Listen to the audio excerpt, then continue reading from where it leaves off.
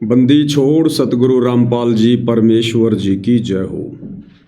परम पिता परमात्मा सारी सृष्टि के रचनहार कुल मालिक असंख्य ब्रह्मांडों के स्वामी जगत गुरु तीनों लोकों में प्रवेश करके सबका धारण पोषण करने वाले राजाधिराज आत्माधार नाथों के नाथ देवों के देव महादेव सर्वेश्वर महेश्वर मृत्युंजय अजरो अमर आदि अनादि सनातनी प्रभु जगत पिता जगदीश्वर श्री श्री 1008 की उपाधि के वास्तविक अधिकारी अकाल मूर्त शब्द स्वरूपी राम वासुदेव सर्वगतम ब्रह्म परम पूज्य प्रथम पूज्य परम संत परम पुरुष परम धनी परम दयालु सत्य कबीर हक्का कबीर अल्लाहु कबीर अल्लाहु अकबर बाखबर अल्लाह ताला जगत के तारणहार जगत के मुक्तिदाता जगत के जगन्नाथ हारे के सहारे हिंदुओं के राम मुसलमानों के अल्लाह सिखों के वाहेगुरु ईसाइयों के मसीह दया के सागर दया निधि करुणा के सागर करुणा निधि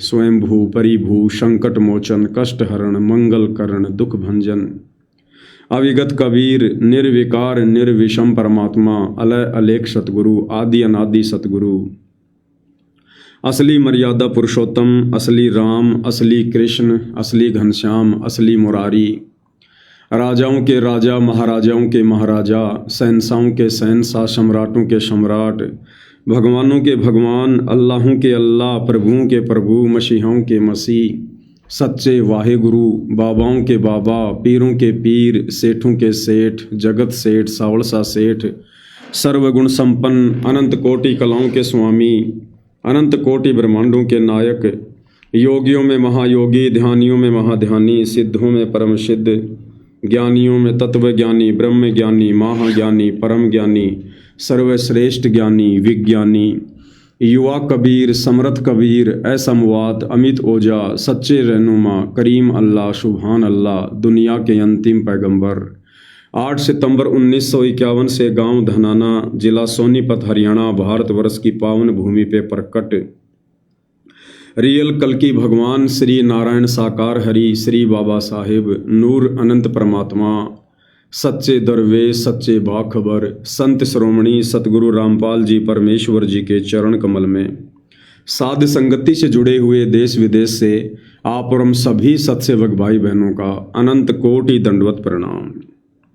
सत्साई भाई और बहनों, बहुत बड़ी दया बहुत बड़ी मेहर पूज्य गुरुदेव भगवान की परमेश्वर रामपाल जी की जिनके शुभ आशीर्वाद से विशेष आशीर्वाद से आप और हम सभी साध संगति से जुड़े हुए सत्सेवक भाई बहन अपने पूज्य गुरुदेव भगवान के अमर तत्व ज्ञान को आधार बनाकर उन्हीं के द्वारा दिए गए शास्त्र अनुकूल सत भक्ति मार्ग पर उन्हीं के आशीर्वाद से मर्यादाओं के लिए संघर्ष करते हुए अपनी आत्मा के कल्याण हेतु निरंतर इस मार्ग पर आगे की ओर बढ़ रहे हैं। भाई और बहनों, इस कलयुग की बिचली पीढ़ी में परमेश्वर रामपाल जी के पंथ में और विशेषकर साध संगति से जुड़ने का सौभाग्य किन्हीं किन्हीं बिरला आत्माओं को ही मिलता है। और जिन जिन आत्माओं के सौभाग्य मिला हुआ है उन्होंने इस महा उपकार के लिए अपने पूज्य गुरुदेव भगवान के चरण धो धो के पीने चाहिए, चरण धो धो के, क्योंकि साध संगति ही परमेश्वर रामपाल जी का यथार्थ 13वां कबीर पंथ है। साध संगति से जुड़कर ही हम अपने गुरु को परमेश्वर के रूप में जान सकते हैं, पहचान सकते हैं। साध संगति से जुड़कर ही हम शतलोक जानने योग्य हंस निर्विकार आत्मा बन सकते हैं। और ये सौभाग्य परमेश्वर ने आप और हम चंद आत्माओं को दिया। इसके लिए हम परमपिता परमेश्वर जी का हृदय से, दिल से, आत्मा से अनंत कोटि बार दंडवत आभार प्रकट करते हैं। भाई और बहनों, आज से हम सभी भगत भाई बहन एक संकल्प लेंगे, क्योंकि जैसे जैसे परमपिता परमेश्वर आप और हम सबकी बुद्धि ओन करते जा रहे हैं, आप और हमने उसी हिसाब से अध्यात्म पर आगे की ओर बढ़ना है। क्योंकि हम साध संगति से जुड़े सत्सेवक भाई बहनों को इस बात का इल्म है, ज्ञान है कि धरती पर हमारे पूज्य गुरुदेव भगवान के रूप में साक्षात कबीर भगवान प्रकट हैं, सशरीर प्रकट हैं।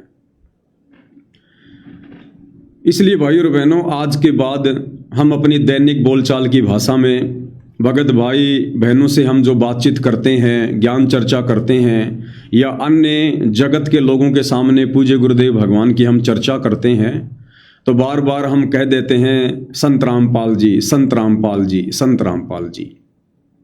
तो आज के बाद हम कोशिश करेंगे कि हम अपने पूज्य गुरुदेव भगवान के नाम से पहले संत शब्द का प्रयोग ना करें, क्योंकि संत की तो वे भूमिका कर रहे हैं, असल में वे परमेश्वर हैं, साहिब हैं, परमात्मा है, परम अक्षर ब्रह्म हैं, कबीर देव हैं।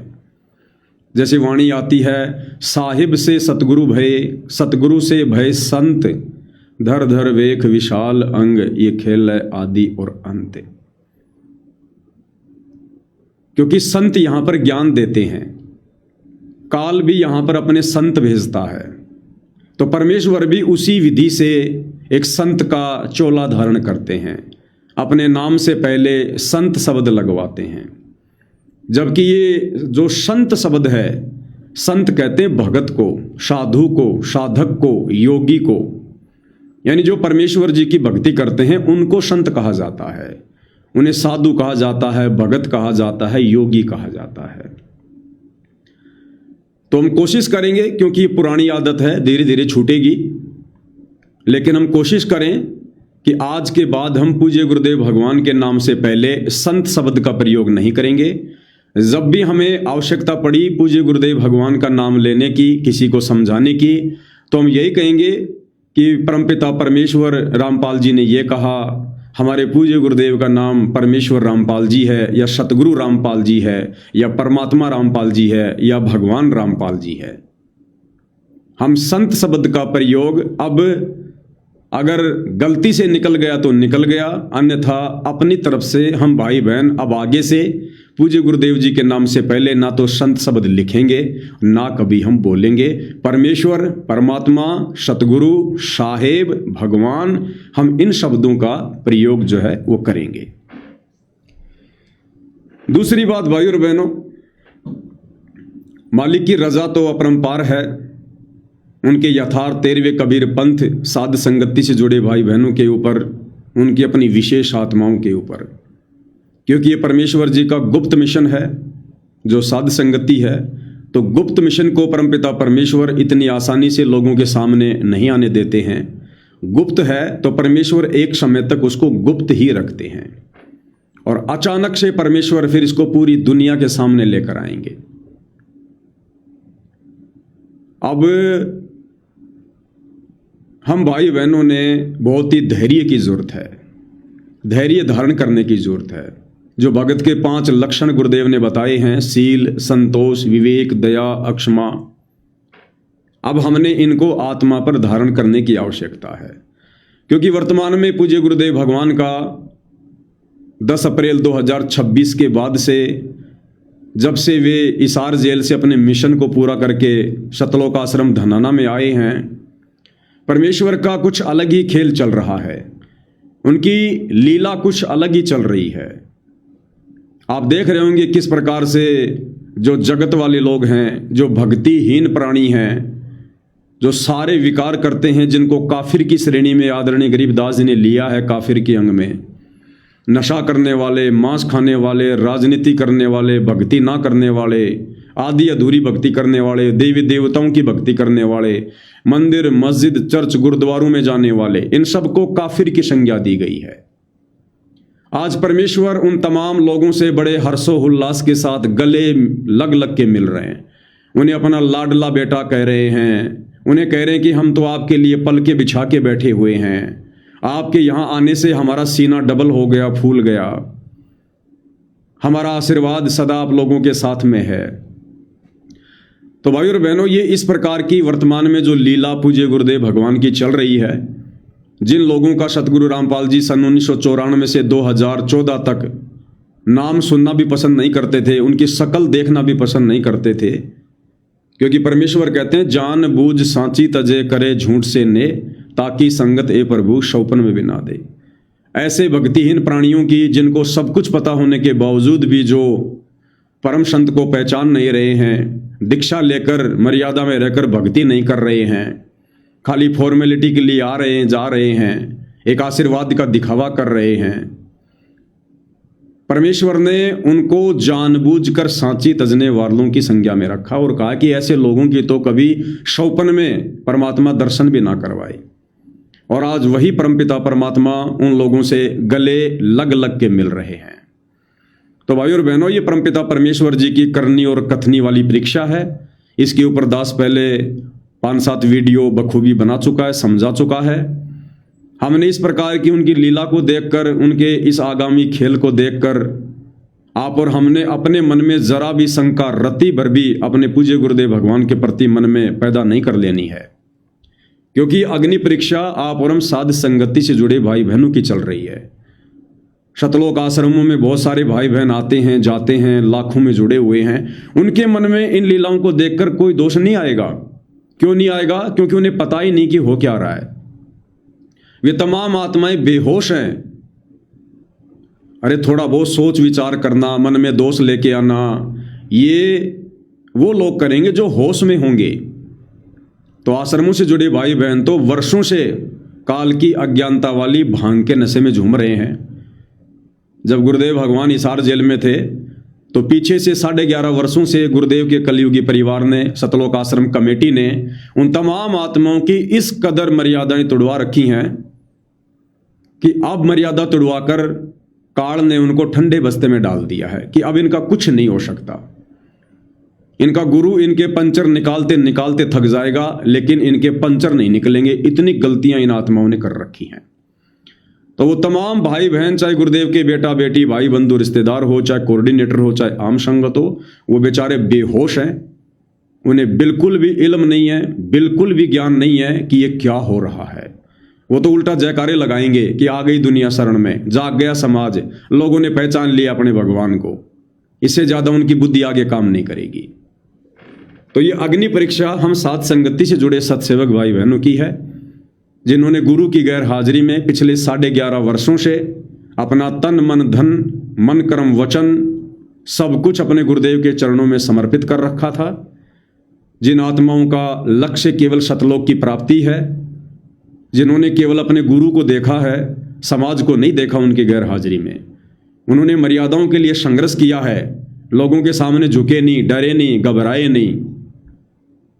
तो ये उन आत्माओं की परीक्षा है। तो इन बातों को देखकर तनिक भी मन में शंका पैदा मत करना।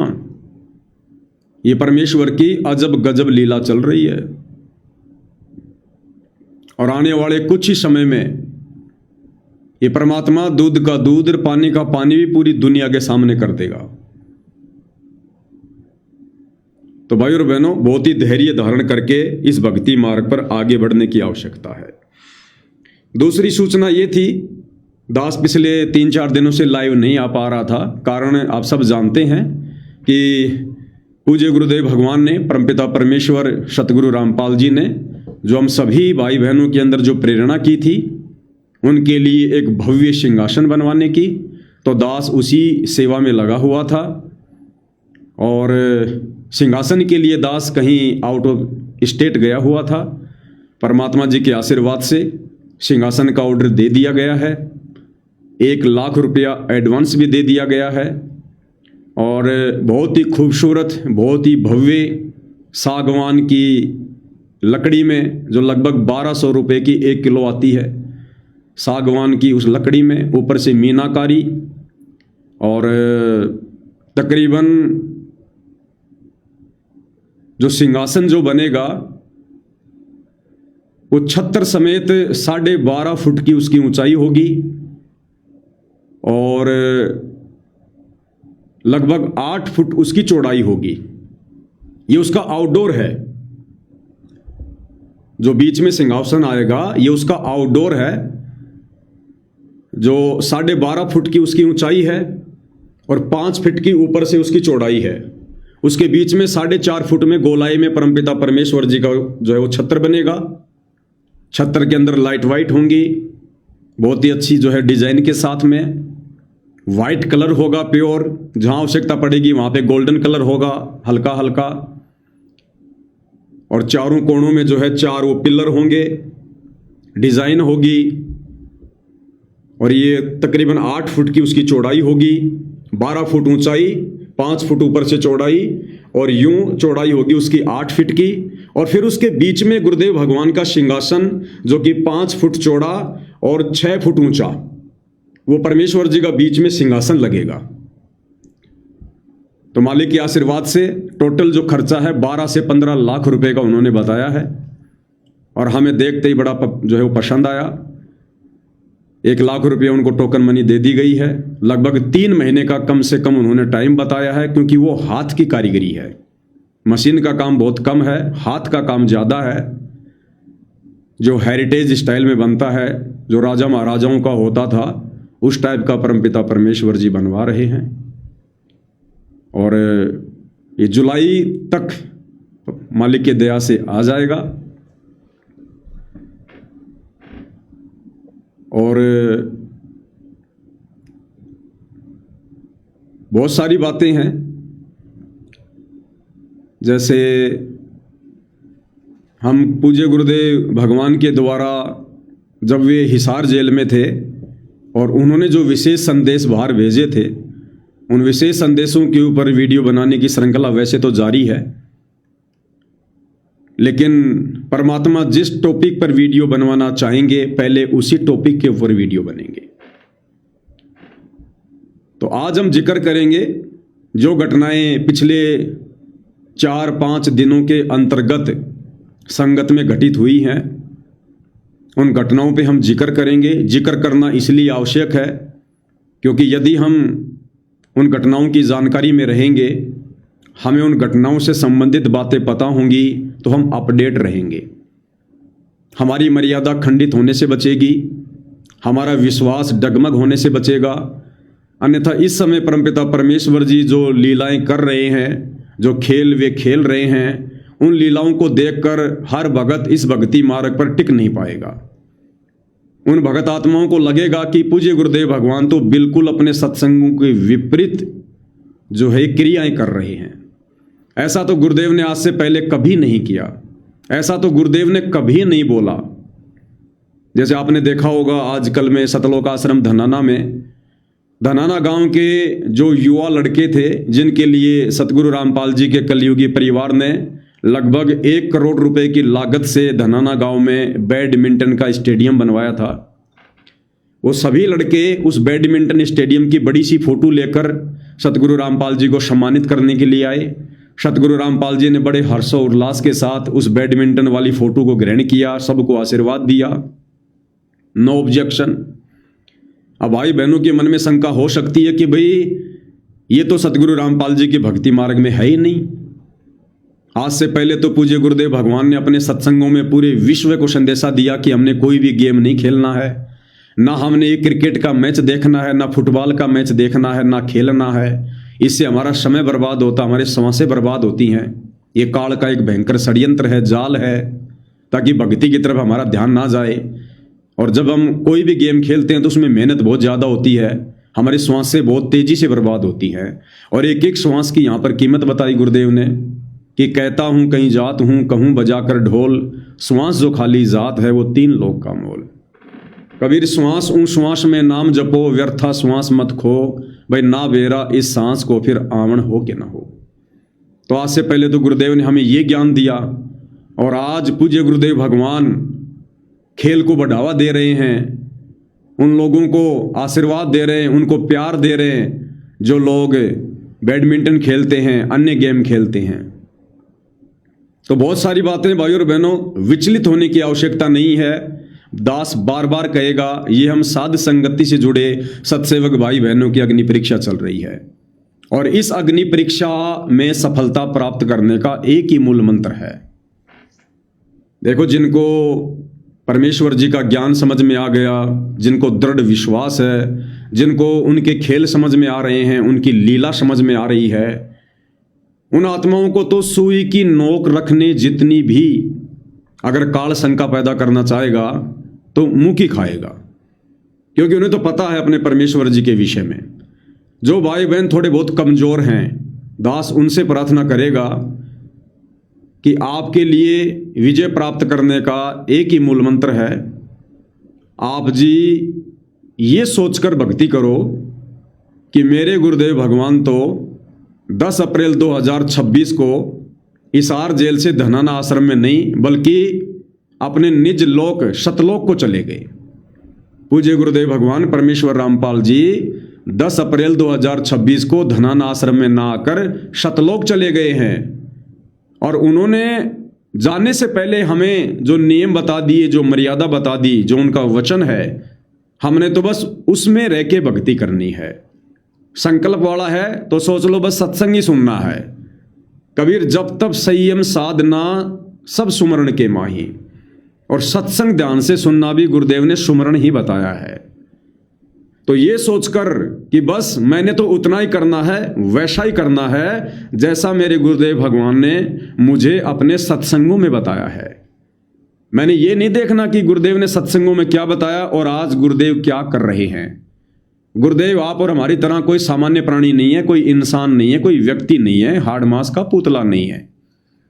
गुरुदेव केवल एक लीला कर रहे हैं मानव चोले में। तो आप और हमने उनकी उन क्रियाओं को नहीं देखना जो वर्तमान में वे कर रहे हैं, वो चाहे उनके भक्ति नियमों के अंतर्गत हैं या भक्ति मर्यादाओं के खिलाफ हैं। अगर हमें गुरुदेव ने कह दिया कि बेटा आपने नशा नहीं करना, और गुरु चाहे सिगरेट की 5 डब्बियां दिन में फूंक रहा है तो फूंकने दो, हमने ध्यान ही नहीं देना उस तरफ। हमने ध्यान केवल उस बात पर देना है जो गुरु जी ने हमें कहा है, यानी गुरु की जो करनी है हमने उसको देख कर नहीं चलना।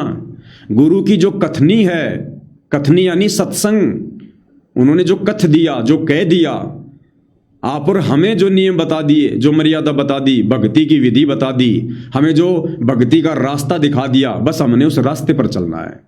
हमने ये नहीं देखना कि अब गुरु क्या कर रहा है, गुरु ने हमें क्या कहा है, हमने क्या करना है, हमने उस बात पर ध्यान देना है। तब भाई और बहनों इस अग्नि परीक्षा में सफल हो पाएंगे। अन्यथा हो सकता है ये अग्नि परीक्षा लंबी भी चल जाए, हो सकता है परमात्मा सप्ताह भर में समाप्त कर दे, 1 महीने में समाप्त कर दे, 2026 में समाप्त कर दे, ना करे तो भाई ये 10 साल भी चल जाए।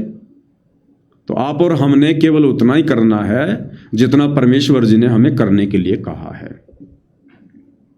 तो इन बातों का हमने विशेष तौर पर ध्यान रखना है।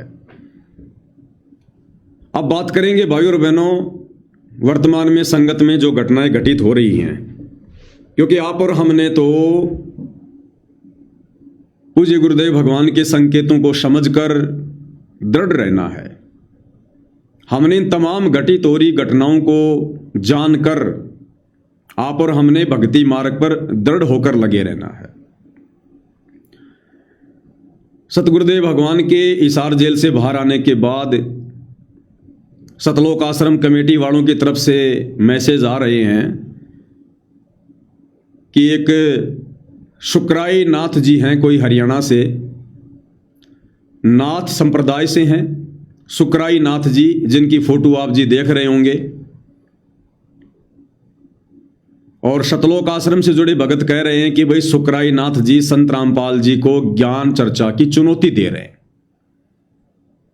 और ये विकास सिंह पुरिया जी हैं, आप इनको जानते ही हैं, सतलोक आश्रम में सेवादार हैं, बड़े ही होनहार और योग्य उम्मीदवार हैं, सतगुरु रामपाल जी के आगामी उत्तराधिकारी बनने के योग्य हैं। ये हम इनका सम्मान करते हैं, बड़े आदर और सम्मान के योग्य हैं। तो इन्होंने अपनी सोशल मीडिया पर ये वीडियो डाला है कि भाई नाथ संप्रदाय से शुक्राई नाथ जी हैं जो संत रामपाल जी को ज्ञान चर्चा की चुनौती दे रहे हैं, और कह रहा कि हमें बहुत खुशी भी हुई है कि चलो कोई तो है जो संत रामपाल जी से ज्ञान चर्चा करने के लिए तैयार है। तो विकास सिंह पुरिया जी ने क्या कुछ कहा है हम उन्हीं की जुबानी सुनेंगे, उन्हीं के मुख कमल से सुनेंगे। 2 मिनट का लगभग उन्होंने वीडियो बनाकर डाला है, और साथ में हम विश्लेषण भी करेंगे और अध्यात्म को समझने का हम प्रयास करेंगे कि जो गलतियां वर्तमान में ये सतलोक आश्रमों से जुड़े बड़े बड़े परम सेवादार कर रहे हैं, ऐसी गलतियां करने से हम बचें। तो क्या कुछ इन्होंने कहा है, सुनते हैं। आज कभी परमात्मा की दया से वो दिन आया जब संत रामपाल जी महाराज जी से चर्चा के लिए हर पंथ में कोई ना कोई तैयार हो रहा है। इसी प्रकरण में एक संत हैं शुक्राई नाथ जी, नाथ पंथ से हैं, और उन्होंने भी एक पोस्ट किया है जिसमें संत रामपाल जी महाराज जी को चुनौती दी है। ध्यान रखने योग्य बात क्या है, विकास सिंह पुरिया जी कह रहे हैं कि शुक्राई नाथ जी ने संत रामपाल जी को ज्ञान चर्चा के लिए चुनौती दी है। किसको चुनौती दी है? इनके अनुसार संत रामपाल जी को, हमारे अनुसार परमेश्वर रामपाल जी को। परमेश्वर रामपाल जी के भक्तों को चुनौती नहीं दी, परमेश्वर रामपाल जी के परिवार को चुनौती नहीं दी, सिंहपुरिया जैसे भक्तों को चुनौती नहीं दी। वो खुद भी अपने आप को एक संत कहता है और इधर सतगुरु रामपाल जी के भगत भी उनको संत कहते हैं, यानी अपने गुरु जी को। तो ज्ञान चर्चा तो दो संतों के बीच में होती है, दो महापुरुषों के बीच में होती है। तो शुक्राई नाथ जी ने सिंहपुरिया जी के अनुसार संत रामपाल जी को ज्ञान की चुनौती दी है, ना कि संत रामपाल जी के भक्तों की। इस पॉइंट को आप जी याद रखना, क्योंकि आगे काम आएगा। आगे क्या कह रहे हैं? यहाँ हमारा निवेदन यही है कि शुक्राई नाथ जी, आप संत रामपाल जी महाराज जी को चुनौती देने से पहले ये जान लें कि गोरखनाथ जी और कबीर साहिब जी की 600 साल पहले गोष्ठी हुई थी और उस गोष्ठी में गोरखनाथ जी परास्त हुए थे। अब आप ये कहेंगे दोनों समकालीन नहीं थे, लेकिन गोरखनाथ जी ऐसे ऐसे महापुरुष हैं, ये कभी भी पृथ्वी पर स्वयं को प्रकट करने का सामर्थ्य रखते हैं, प्रकट हो सकते हैं। वाह जी वाह, क्या बात है। बधाई के पात्र हैं हमारे गुरु भाई विकास सिंह पुरिया जी। क्या कह रहे हैं कि शुक्राई नाथ जी, आप सतगुरु रामपाल जी को चुनौती देने से पहले, उनसे ज्ञान चर्चा करने से पहले ये जान लें। क्या जान लें? कि गोरखनाथ जी ने भी एक बार 650 साल पहले कबीर जी से ज्ञान गोष्ठी की थी, ज्ञान चर्चा की थी, और उस ज्ञान गोष्ठी में कबीर जी ने गोरखनाथ जी को हरा दिया था। और गोरखनाथ जी कबीर जी के समकालीन थे। हालांकि गोरखनाथ जी बहुत पहले हुए थे, सतयुग में हुए थे। तो विकास सिंह पुरिया जी कह रहे हैं कि आप मन में शंका मत करना शुक्राई नाथ जी, कि भाई गोरखनाथ जी तो सतयुग में आए थे, उनका तो जन्म सतयुग में हुआ था, फिर 650 साल पहले उन्होंने कब क्या ज्ञान गोष्ठी की थी। तो विकास सिंह पुरिया जी क्या कह रहे हैं? विकास सिंह पुरिया जी कह रहे हैं कि गोरखनाथ जी वो महापुरुष हैं जो कभी भी प्रकट हो सकते हैं, कहीं भी प्रकट हो सकते हैं।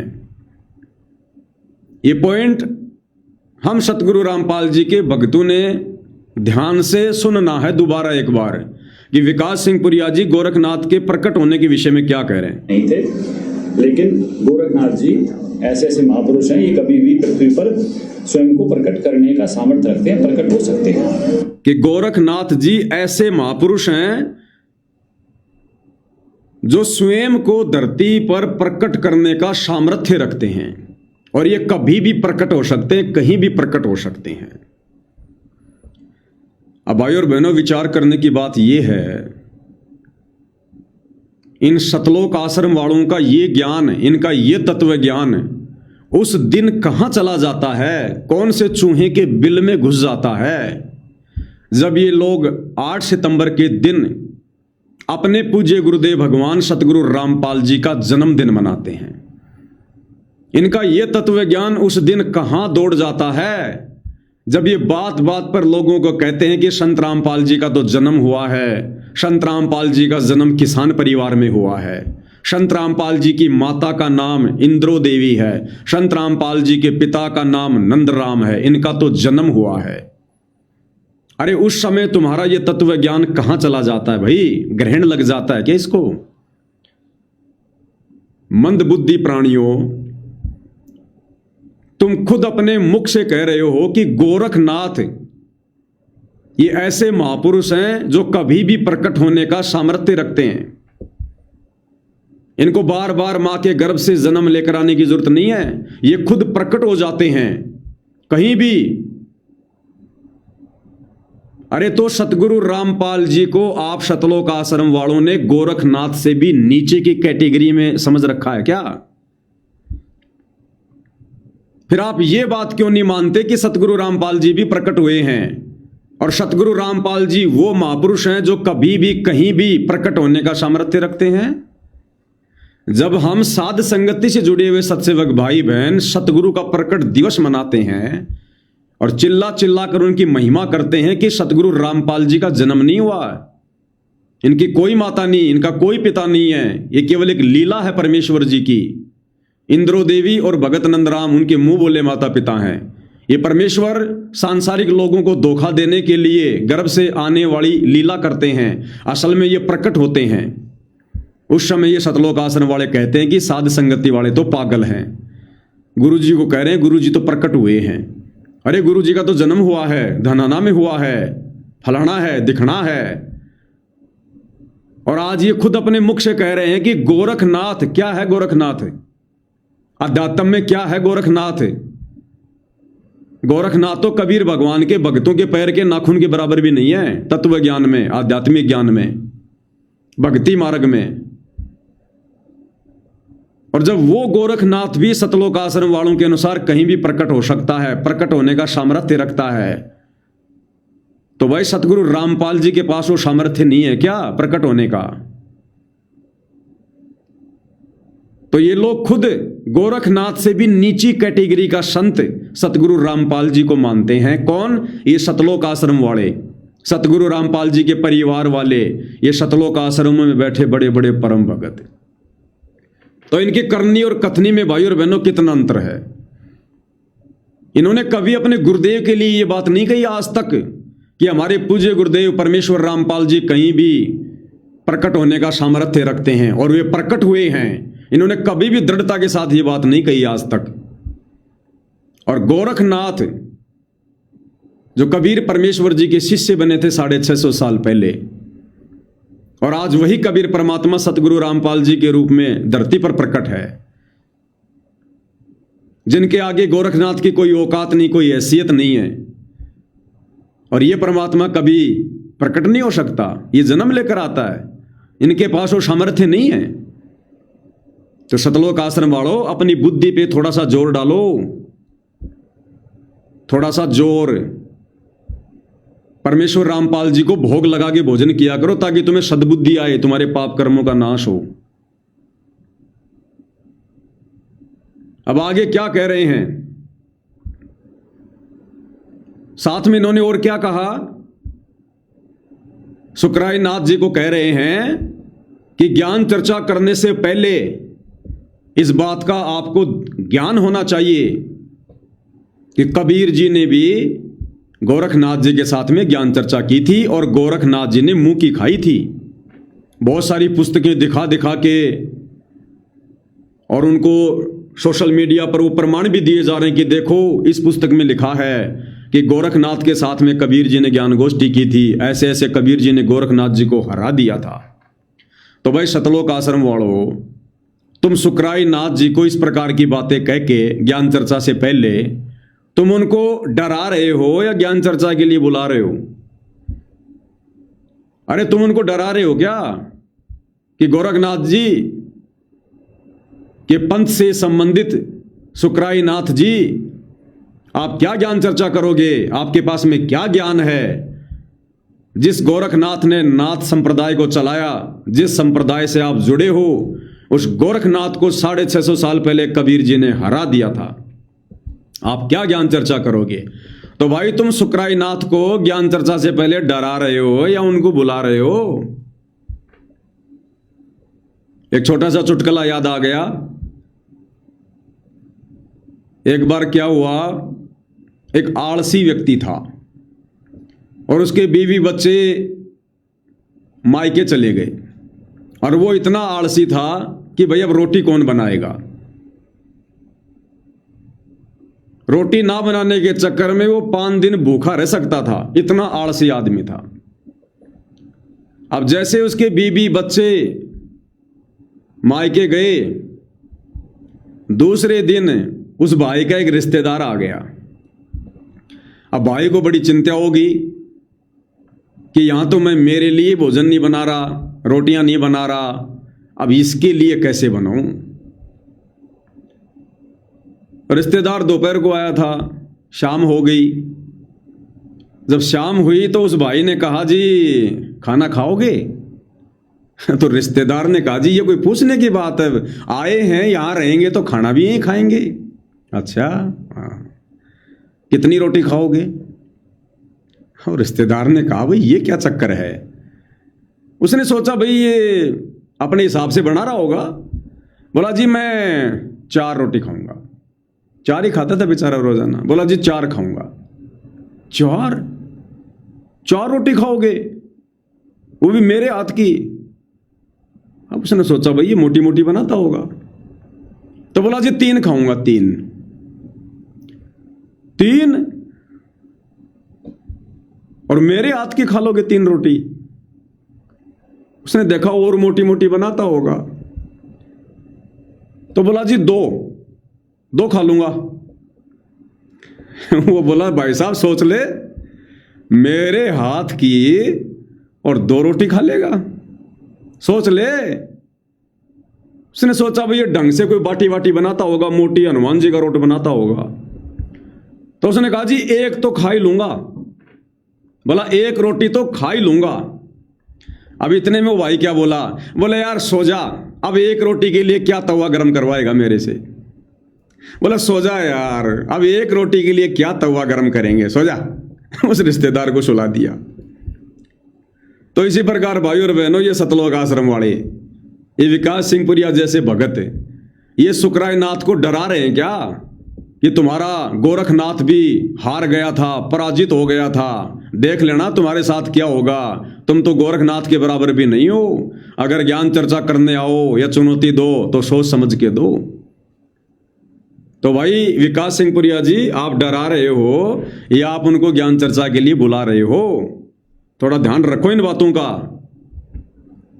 अब आगे विकास सिंहपुरिया जी क्या कह रहे हैं, ध्यान से सुनिएगा भाई और बहनों। इसको कहते हैं गुरु का गुरु बनना। ये जरूरी नहीं है कि सतगुरु रामपाल जी 11 साल के बाद में सतलोक आश्रम धनाना में आ गए तो भक्तों का ज्ञान योग खुल जाएगा। आकर के उन्होंने आशीर्वाद दे दिया, मैन भक्तों को दिन में कई बार दे दिया, तो इनकी बुद्धि ऑन हो गई होगी, और ज्यादा ऑफ होती जा रही है, और ज्यादा। अब आगे क्या कह रहे हैं भाई और बहनों, ध्यान से सुनिएगा। अब इसी चर्चा को आगे बढ़ाते हुए कबीर साहब का एक दोहा है, उसका आप अगर विवरण दे दें। कबीर, कौन ब्रह्मा का पिता है, कौन विष्णु की माँ, शंकर का दादा कौन है, ये हमको दे बता। बस इतनी सी बात है शुक्रानाथ जी। अगर आप ब्रह्मा जी का पिता, विष्णु जी की माँ और शंकर जी का दादा बता देंगे, और ये कोई ऐसी वैसी बात नहीं है, ये कबीर साहब जी का दोहा है, और इसका उत्तर जो है संत रामपाल जी महाराज जी अपने ज्ञान में दे चुके हैं।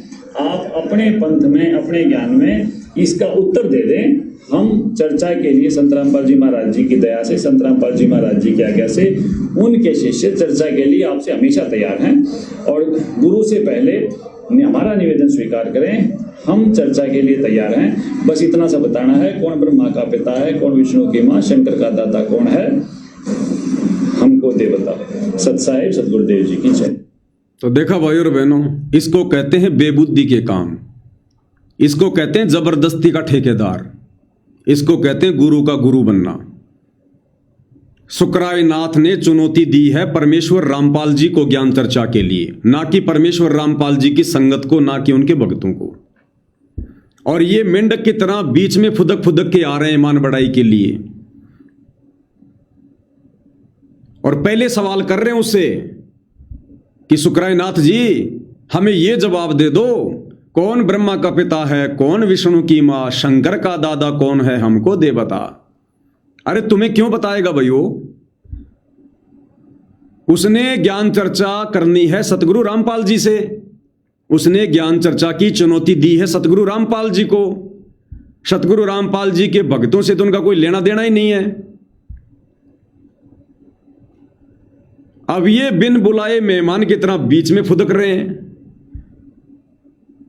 पहले सवाल कर रहे हैं उससे। अरे सवाल भाई सतगुरु रामपाल जी करेंगे या सुकराय नाथ जी करेंगे? उन दो महापुरुषों के बीच में होनी है ज्ञान चर्चा। ये बीच में सवाल पे सवाल दाग रहे हैं।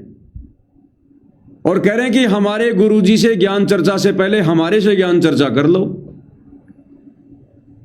हमारे से ज्ञान चर्चा कर लो, हमारे गुरुजी से ज्ञान चर्चा से पहले। यह है जबरदस्ती के ठेकेदार। ये कर लेंगे ज्ञान चर्चा भाई और बहनों, है इनको इतना ज्ञान है। अच्छा, ये विकास सिंह प्रिया क्यों बोल रहा है ये बात?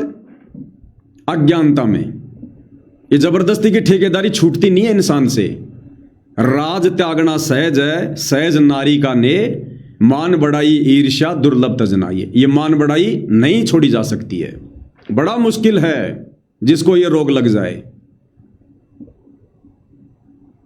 कह रहा है हमारे गुरुजी से ज्ञान चर्चा करने से पहले हमारे से कर लो। और ये बात ये क्या सोच के बोल रहा पता है? कि 650 साल पहले गोरखनाथ जी ने ज्ञान चर्चा की चुनौती दी थी पंडित रामानंद जी को। तो कबीर जी जो उस समय 10 वर्ष के थे, तो कबीर जी ने कहा कि गोरखनाथ, मेरे गुरुजी से ज्ञान चर्चा करने से पहले मेरे से कर, मेरे गुरु तक बात में पूछना। तो उस सत्संग को आधार बनाकर ये विकास सिंह पुरिया कह रहा है कि पहले हमारे से ज्ञान चर्चा कर, यानी मेरे से ज्ञान चर्चा कर पहले। अब इन अकल के अंधों को इस बात का नहीं पता कि 650 साल पहले जो कबीर परमेश्वर जी ने ये बात कही थी कि गोरखनाथ जी, मेरे गुरुजी से ज्ञान चर्चा करने से पहले मेरे से ज्ञान चर्चा कर। क्यों कही थी कबीर परमात्मा ने? क्योंकि कबीर परमात्मा जी को पता था कि इस ज्ञान चर्चा में पंडित रामानंद जी हारेंगे, क्योंकि ये तो सिद्धि से बात करेगा, ये तो चमत्कार दिखाएगा। दुनिया चमत्कार को नमस्कार करती है, दुनिया को ज्ञानवान से कोई लेना देना नहीं है। और मेरे मुंह बोले गुरुदेव, पंडित रामानंद जी हार जाएंगे लोगों की नजरों में। इसलिए उस अंतर्यामी ने सब कुछ पहले जान लिया था। तो ये सोचकर कहा था कि मेरे गुरुजी से पहले मेरे से ज्ञान चर्चा कर। अब भाई विकास सिंह पुरिया, अब हो सकता है भाई अगर आप अंतर्यामी हो और आपने अपनी दिव्य दृष्टि से ये देख लिया हो कि भाई शुक्राईनाथ के साथ ज्ञान चर्चा में सतगुरु रामपाल जी तो हारेंगे, हो सकता है ये सोचकर आप जी ने शुक्राईनाथ जी को पहले बोल दिया हो कि मेरे गुरु जी तक पहुंचने से पहले हमारे से ज्ञान चर्चा करो। हो सकता है आपकी दिव्य दृष्टि खुल गई हो भाई कि सतगुरु रामपाल जी तो ज्ञान चर्चा में हारेंगे, इसलिए भाई मैं बीच में आ जाता हूं।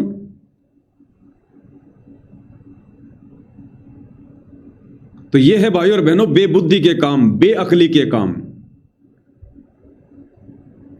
भाई जब तेरा गुरु है, ये अब हिसार जेल में थोड़ी बैठे हैं पूज्य गुरुदेव, अब तो शतलोक आश्रम धनाना में बैठे हैं ना। अरे तुम्हें तो खुशी मनानी चाहिए कि चलो कोई तो है जो ज्ञान चर्चा के लिए आ रहा है, और तुम्हें विश्वास होना चाहिए अपने गुरुदेव के ऊपर, अपने गुरुदेव के ज्ञान के ऊपर, उनकी समर्थता के ऊपर। और तुमने स्वागत करना चाहिए इनका कि आओ जी, आपका स्वागत है सतलोक आश्रम धनाना में, आप हमारे पूज्य गुरुदेव भगवान के साथ बैठकर ज्ञान गोष्ठी कीजिए, हम भी उस ज्ञान चर्चा से कुछ जो है वो शिक्षा लेंगे। ये बीच में ठेकेदार बन रहे हैं। जैसे ये बरवाला कांड 2014 के समय बीच में ठेकेदार बन गए थे ना, पुलिस प्रशासन आ रहा था सतगुरु रामपाल जी को लेने के लिए, ये बीच में ठेकेदार बन गए कि सतगुरु रामपाल जी तक पहुंचने के लिए हमारी लाशों के ऊपर से गुजरना पड़ेगा। और क्या हुआ फिर? क्या हुआ उसके बाद? तुम आश्रम वालों को अच्छे से पता है। भाग गए सारे के सारे, पीठ दिखाकर भगोड़े बनकर ललकार गए प्रशासन को। पहले तो उस प्रशासन को ललकार दिया कि संत रामपाल जी को पकड़ने से पहले हमारी लाशों के ऊपर से गुजरना पड़ेगा, और जब वो पुलिस प्रशासन आया सामने तब भाग लिए सारे के सारे भगोड़े बन के। आज भी तुम वही करना चाह रहे हो क्या? गुरु की बेइज्जती करवाना चाह रहे हो क्या? तुम भक्तों की औकात है क्या भाई? तुम इन छोटे मोटे नाथों को भी तुम जीत पाओगे? है तुम्हारी औकात? है तुम्हें इतना ज्ञान है? तुम सतलोक आश्रम वालों को अपने कबीर पंथ के बारे में तो ज्ञान नहीं है 10% भी। इन शतलोक आश्रम वालों को 10% भी ज्ञान नहीं है इस कबीर पंथ के विषय में। ये गोरखनाथ जी के पंथ के विषय में क्या खाक जानेंगे ये? गोरखनाथ के विषय में इनको केवल इतना ही पता जितना सतगुरु रामपाल जी ने 2-4 बातें बता रखी हैं, इससे ज्यादा नहीं पता इनको कुछ भी। तो जरूरी हो शुक्राना तुम्हारे से वही ज्ञान चर्चा करेगा जो गुरु जी ने हमें जो बातें जो बता रखी हैं गोरखनाथ जी के विषय में। उनके पास तो दुनिया भर की अटपट है, दुनिया भर की बातें उनके पास तो, और लोगों को तो बढ़िया बढ़िया वही चाहिए जो ज्यादा बोले। लोगों को शास्त्रों से मतलब नहीं है कि भाई ये शास्त्रों में दिखाएगा। लोगों को सारा दिन पेट भरने से फुर्सत नहीं है, तुम्हारे शास्त्र देखने का समय उनके पास में। अगर विकास प्रिया ये सोचकर अगर सामने कूद रहा है कि मेरे गुरु से पहले मेरे से ज्ञान चर्चा कर, क्योंकि हम लोग शास्त्र दिखाएंगे लोगों को ज्ञान चर्चा में प्रोजेक्टर पर, कि भाई दुनिया शिक्षित है, लोग शास्त्रों को देखकर और स्वयं निर्णय कर लेंगे कि शुक्राय नाथ हार गया या विकास सिंह पुरी हार गया, किसकी बात सही है। अरे भैया लोगों के पास समय नहीं है तुम्हारे शास्त्र देखने का। और लोग तो वैसे ही सतगुरु रामपाल जी के इस तत्व ज्ञान को जो है वो नापसंद करते हैं। लोगों ने तो वैसे ही उनको ब्रह्मा विष्णु महेश की भक्ति ना करवाने की उपाधि दे रखी है। लोगों ने तो वैसे ही सतगुरु रामपाल जी को सनातन धर्म का विरोधी घोषित कर रखा है। लोग तो वैसे ही सतगुरु रामपाल जी के ज्ञान के विरोध में हैं, और तुम उनके चेले चपाटे शुक्राय नाथ से ज्ञान चर्चा करके शास्त्र दिखा के तुम विजय प्राप्ति की इच्छा जता रहे हो क्या? अरे ये जो मान सम्मान के प्रोग्राम हो रहे थे, इन मान सम्मान के प्रोग्रामों में और जिन लोगों का तुमने मोटर पाइप दे दे के, जिन लोगों पर करोड़ों रुपए बर्बाद करके, जिन लोगों के तुमने खेतों का पानी निकाला था, वो लोग, वो गांव वाले भी तुम्हारे भगवान का जयकारा तक पसंद नहीं करते। वो तुम्हारी ज्ञान चर्चा कहां से पसंद करेंगे? देखा नहीं क्या वीडियो तुमने, जब इन मान सम्मान के कार्यक्रमों में सतगुरु रामपाल जी का जयकारा लगाया जा रहा था। सादीपुर हरियाणा में जो मान सम्मान का कार्यक्रम हुआ था, उसमें जब इस कबीर भगवान का जयकारा लगाया जा रहा था, बोलो बंदी छोड़ की जय, तो वो ही गांव वाले, जिन गांव वालों का तुमने मोटर पाइप दे दे के पानी निकाला था, वो गांव वाले जयकारा सुनना भी पसंद नहीं करते तुम्हारे भगवान का। और तुम्हारी कितनी खड़ी खड़ी बेइज्जती करी थी उन लोगों ने, सुन लो एक बार। वाक्य में ये पेरा बड़ा भाई, भगवान के बाद अगर कोई किसान का है तो संत रामपाल है भाई। बंदी छोड़ सतगुरु रामपाल जी भगवान जी की जय हो। बंदी छोड़ की मैं बोल दूंगा भाई, तू बीच में ना बोलो, दो बात कर देता कर दे। एक बार बोल दे बंदी छोड़ की, ये तो पानी पी लिया वाला ठिरा दिए बीच में। सुन लिया, ये वो गांव वाले हैं जिनको तुमने करोड़ों के मोटर पाइप दिए थे, और उन लोगों के गांवों में जाकर उस कार्यक्रम का करोड़ों रुपया अपनी जेब से लगाकर जब तुम लोगों ने अपने भगवान का जयकारा लगाया, बोलो बंदी छोड़ की जय, तो गांव वाले क्या कह रहे हैं कि बीच में लाठी ना दे, ठंडा पानी पी ले, शांति रख, मैं बोल दूंगा बंदी छोड़ की जय, दो बात कहनी है मैंने कह लेने दे। और ये तुम्हारे सतलोक आश्रम वाले, ये गुरुजी का भांजा सुनील लाठर वहीं खड़ा, उसके पास में छोटा सा मुंह हो गया दीपक जितना। क्या कह रहे हैं एक बार फिर से सुन लो। वाक्य में ये पेरा बड़ा भाई, भगवान के बाद अगर कोई किसान का है तो संत रामपाल है भाई। बंदी छोड़ सतगुरु रामपाल जी भगवान जी की जय हो। बंदी छोड़ की मैं बोल दूंगा भाई, तू बीच में ना बोलो, दो बात कर देता कर दे। एक बार बोल दो बंदी छोड़ की, ये तो पानी पी लिया वाला ठिरा दिए बीच में। ये तो पानी पी लिए भाई, लाठी ना दिए बीच में, मैं बोल दी तेरी बंदी छोड़ गई, तू चुप रही भाई। तुम्हारे भगवान के जयकारे भी पसंद नहीं है जनता को, और तुम सोच रहे हो हम शुक्राय नाथ के साथ उसी जनता के बीच में बैठ के शास्त्र दिखा दिखा के ज्ञान चर्चा करके उसको हरा देंगे। तो भाई ये बीच में ठेकेदार ना बना करो। ये तुम्हारी जो ठेकेदारी है ना, ये सतगुरु रामपाल जी के ऊपर भारी पड़ती है। ये तुम्हारी ठेकेदारी करोथा कांड में भारी पड़ गई, ये तुम्हारी ठेकेदारी बरवाला कांड में भारी पड़ गई, और अब भी तुम वही ठेकेदारी कर रहे हो। तुम अभी भी, तुम्हारा बीच में कोई लेना नहीं कोई देना नहीं। वो ज्ञान चर्चा सतगुरु रामपाल जी के साथ करना चाहता है, तुम बीच में मेंढक बन के फुदक रहे हो। करने दो ना, अच्छी बात है ना। क्या तुम्हें विश्वास नहीं अपने गुरु जी के ऊपर? क्या तुम्हें अपने सतगुरु के ऊपर विश्वास नहीं है क्या? अरे इतना तो विश्वास कर लो कम से कम, इतना ज्ञान सुनकर। ये भगवान किसी से हारने वाला नहीं है। जब ये भगवान किसी से मरने वाला नहीं है, इसार जेल से बाहर आते कह दिया कि इंसान का मारा नहीं मरूंगा, तो इतना भी विश्वास करो, ये भगवान किसी इंसान से ज्ञान चर्चा में हारने वाला भी नहीं है। लेकिन भाई और बहनों, अमर वाणियां हैं परमात्मा की, वो कभी झूठी नहीं हो सकती, कभी झूठी नहीं हो सकती। और गुरुदेव ने कहा कि जो व्यक्ति अपने गुरु को मानुष मानता है और उनके साथ भी रहता है, उसके मन में कभी न कभी दोष आएगा। और ये दोष इन सतलोक आश्रम वालों में कूट कूट के भरा हुआ, कूट कूट के बीच में खड़े हो रहे हैं कि हम करेंगे पहले ज्ञान चर्चा हमारे गुरु जी से। क्या ज्ञान चर्चा करोगे तुम? अरे क्या ज्ञान चर्चा करोगे तुम? अगर सुकराई नाथ जी इस वीडियो को देख रहे हो, क्योंकि मेरे वीडियो अक्सर वो देखते हैं, उनके कमेंट्स वगैरह जो है आते रहते हैं। अगर सुकराई नाथ जी इस समय लाइव वीडियो देख रहे हो,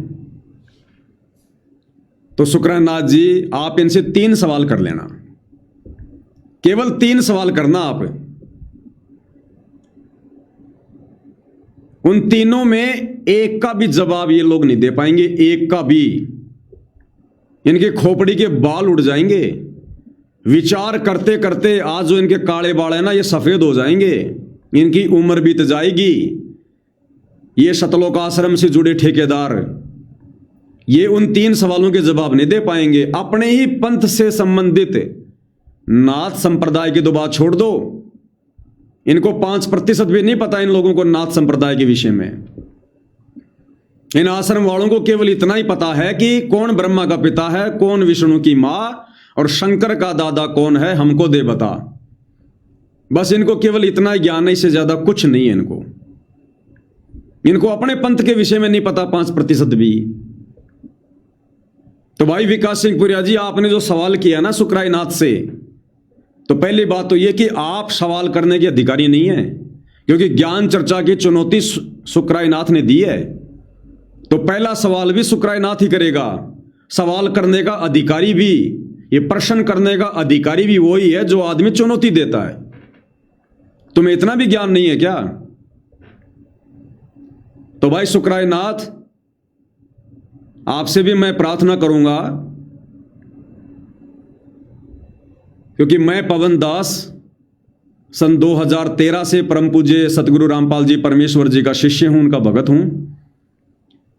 2014 में बरवाला कांड हुआ। बरवाला कांड के बाद सतगुरु रामपाल जी के पंथ में 2 पार्ट बन चुके हैं। ये आम समाज को नहीं पता है, धीरे धीरे पता अब चलेगा। सतगुरु रामपाल जी की संगत में उनके जेल जाने के बाद में 2 भाग हो गए।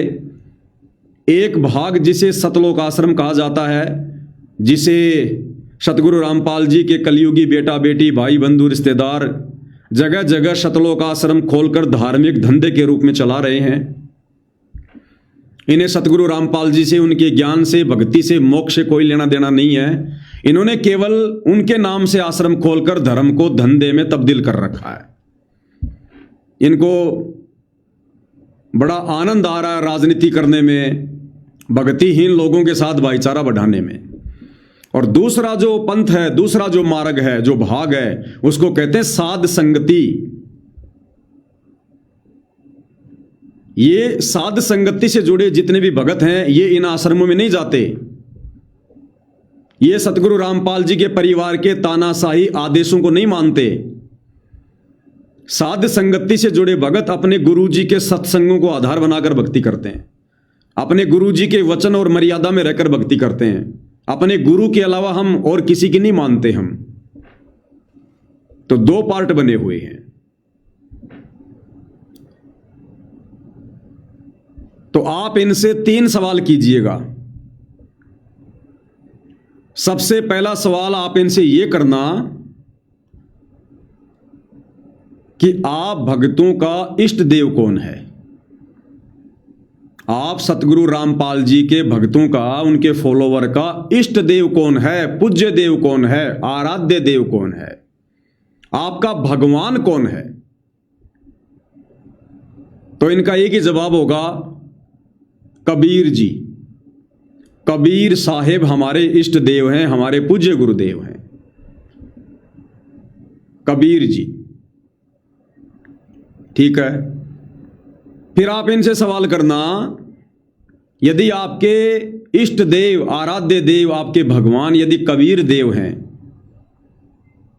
तो कबीर जी ने 650 साल पहले धर्मदास जी से कबीर सागर में लिखवाया है कि 12वें पंथ हम ही चल आवें और सब पंथों को मिटाकर एक ही पंथ चलावें। कि जो 12वां पंथ होगा आदरणीय गरीबदास जी का, उस 12वें पंथ में आगे चलकर मैं कबीर खुद ही आऊंगा और एक नया पंथ चलाऊंगा, 13वां। तो शुक्रानाथ जी, आप इन सतलोक आश्रम से जुड़े भक्तों से पूछना कि भाई अगर तुम्हारे इष्ट देव अगर कबीर जी हैं, तो कबीर जी ने तो 650 साल पहले कबीर सागर में 5वें वेद सूक्ष्म वेद में अपनी अमरवाणी में लिखवाया है कि 12वें पंथ हम ही चल आवें, कि मैं कबीर खुद ही 12वें पंथ में चल के आऊंगा और सब पंथों को मिटाकर एक पंथ चलाऊंगा। तो बताओ भाई, आदरणीय गरीबदास जी के 12वें पंथ में कबीर जी कौन से दिन आए, कब आए, किस डेट को आए, वो समय बताओ। साबित करो कि कबीर जी जो 650 साल पहले आए थे, वो अपनी वाणी के अनुसार वर्तमान में आदरणीय गरीबदास जी के 12वें पंथ में आ चुके हैं। क्योंकि अब तो गरीबदास जी का 12वां पंथ समाप्त हो चुका है। 12वें पंथ के जो अंतिम जो गुरु थे, संत थे, आदरणीय राम देवानंद जी, वो अपना शरीर छोड़ चुके हैं। अंतिम गुरु थे वो 12वें पंथ के, तो 12वां पंथ तो समाप्त हो चुका है। और कबीर जी ने कहा कि मैं तो 12वें पंथ में आऊंगा। तो 12वें पंथ में कबीर जी कब आए, कौन से दिन आए, पहले तो मुझे इस बात का जवाब दो। तो शुक्रानाथ जी, इन सतलोक आश्रमों से जुड़े भक्तों की चप्पल घिस जाएगी, इनके दिमाग के फ्यूज उड़ जाएंगे। ये अपने ही पंथ के विषय में आपको इस सवाल का जवाब नहीं दे पाएंगे, साबित ही नहीं कर पाएंगे ये। और ये करेंगे फिर अटपट, और क्या कहेंगे आपको कि जी 9 मार्च 1997 को 9 मार्च 1997 को कबीर जी धरती पर आए, सतगुरु रामपाल जी को मिले, और सतगुरु रामपाल जी को तो उन्होंने आकाश मार्ग से सह शरीर उड़ाकर सतलोक भेज दिया। और उसके बाद से संत रामपाल जी के चोले में कबीर जी खुद लीला कर रहे हैं। तो भाई 9 मार्च 1997 को आए।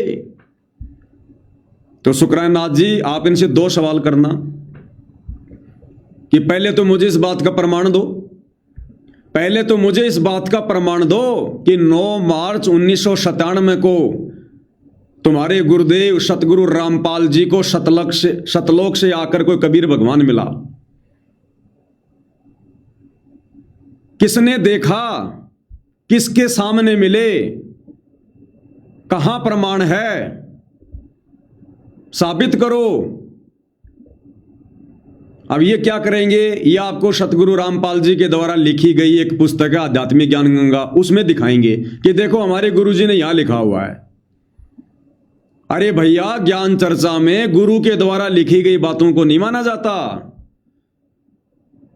किसी शास्त्र में प्रमाण दिखाओ जो 400 साल पुराना हो, 500 साल पुराना हो, 1000 साल पुराना हो। वेदों में लिखा हो कि संत रामपाल जी को ऐसे ऐसे कबीर जी आकर मिले थे उस नहर के ऊपर। गीता में कहीं लिखा हो, जो व्यक्ति सतगुरु रामपाल जी से ज्ञान चर्चा करने आएगा वो सतगुरु रामपाल जी के द्वारा लिखी गई बातों को थोड़ी मानेगा। अगर वो सतगुरु रामपाल जी को इतना बड़ा महापुरुष मानता है, उनके ज्ञान के आगे नतमस्तक है, तो ज्ञान चर्चा की चुनौती नहीं देगा। तो इन लोगों से इस बात का प्रमाण मांगना कि कौन से शास्त्र में लिखा हुआ भाई कि 9 मार्च 1997 को कबीर जी सतलोक से चलकर कि 12वें पंथ हम ही चल आवें, सब पंथों को मिटाकर एक पंथ चलावें। उस मातन हेल नहर के ऊपर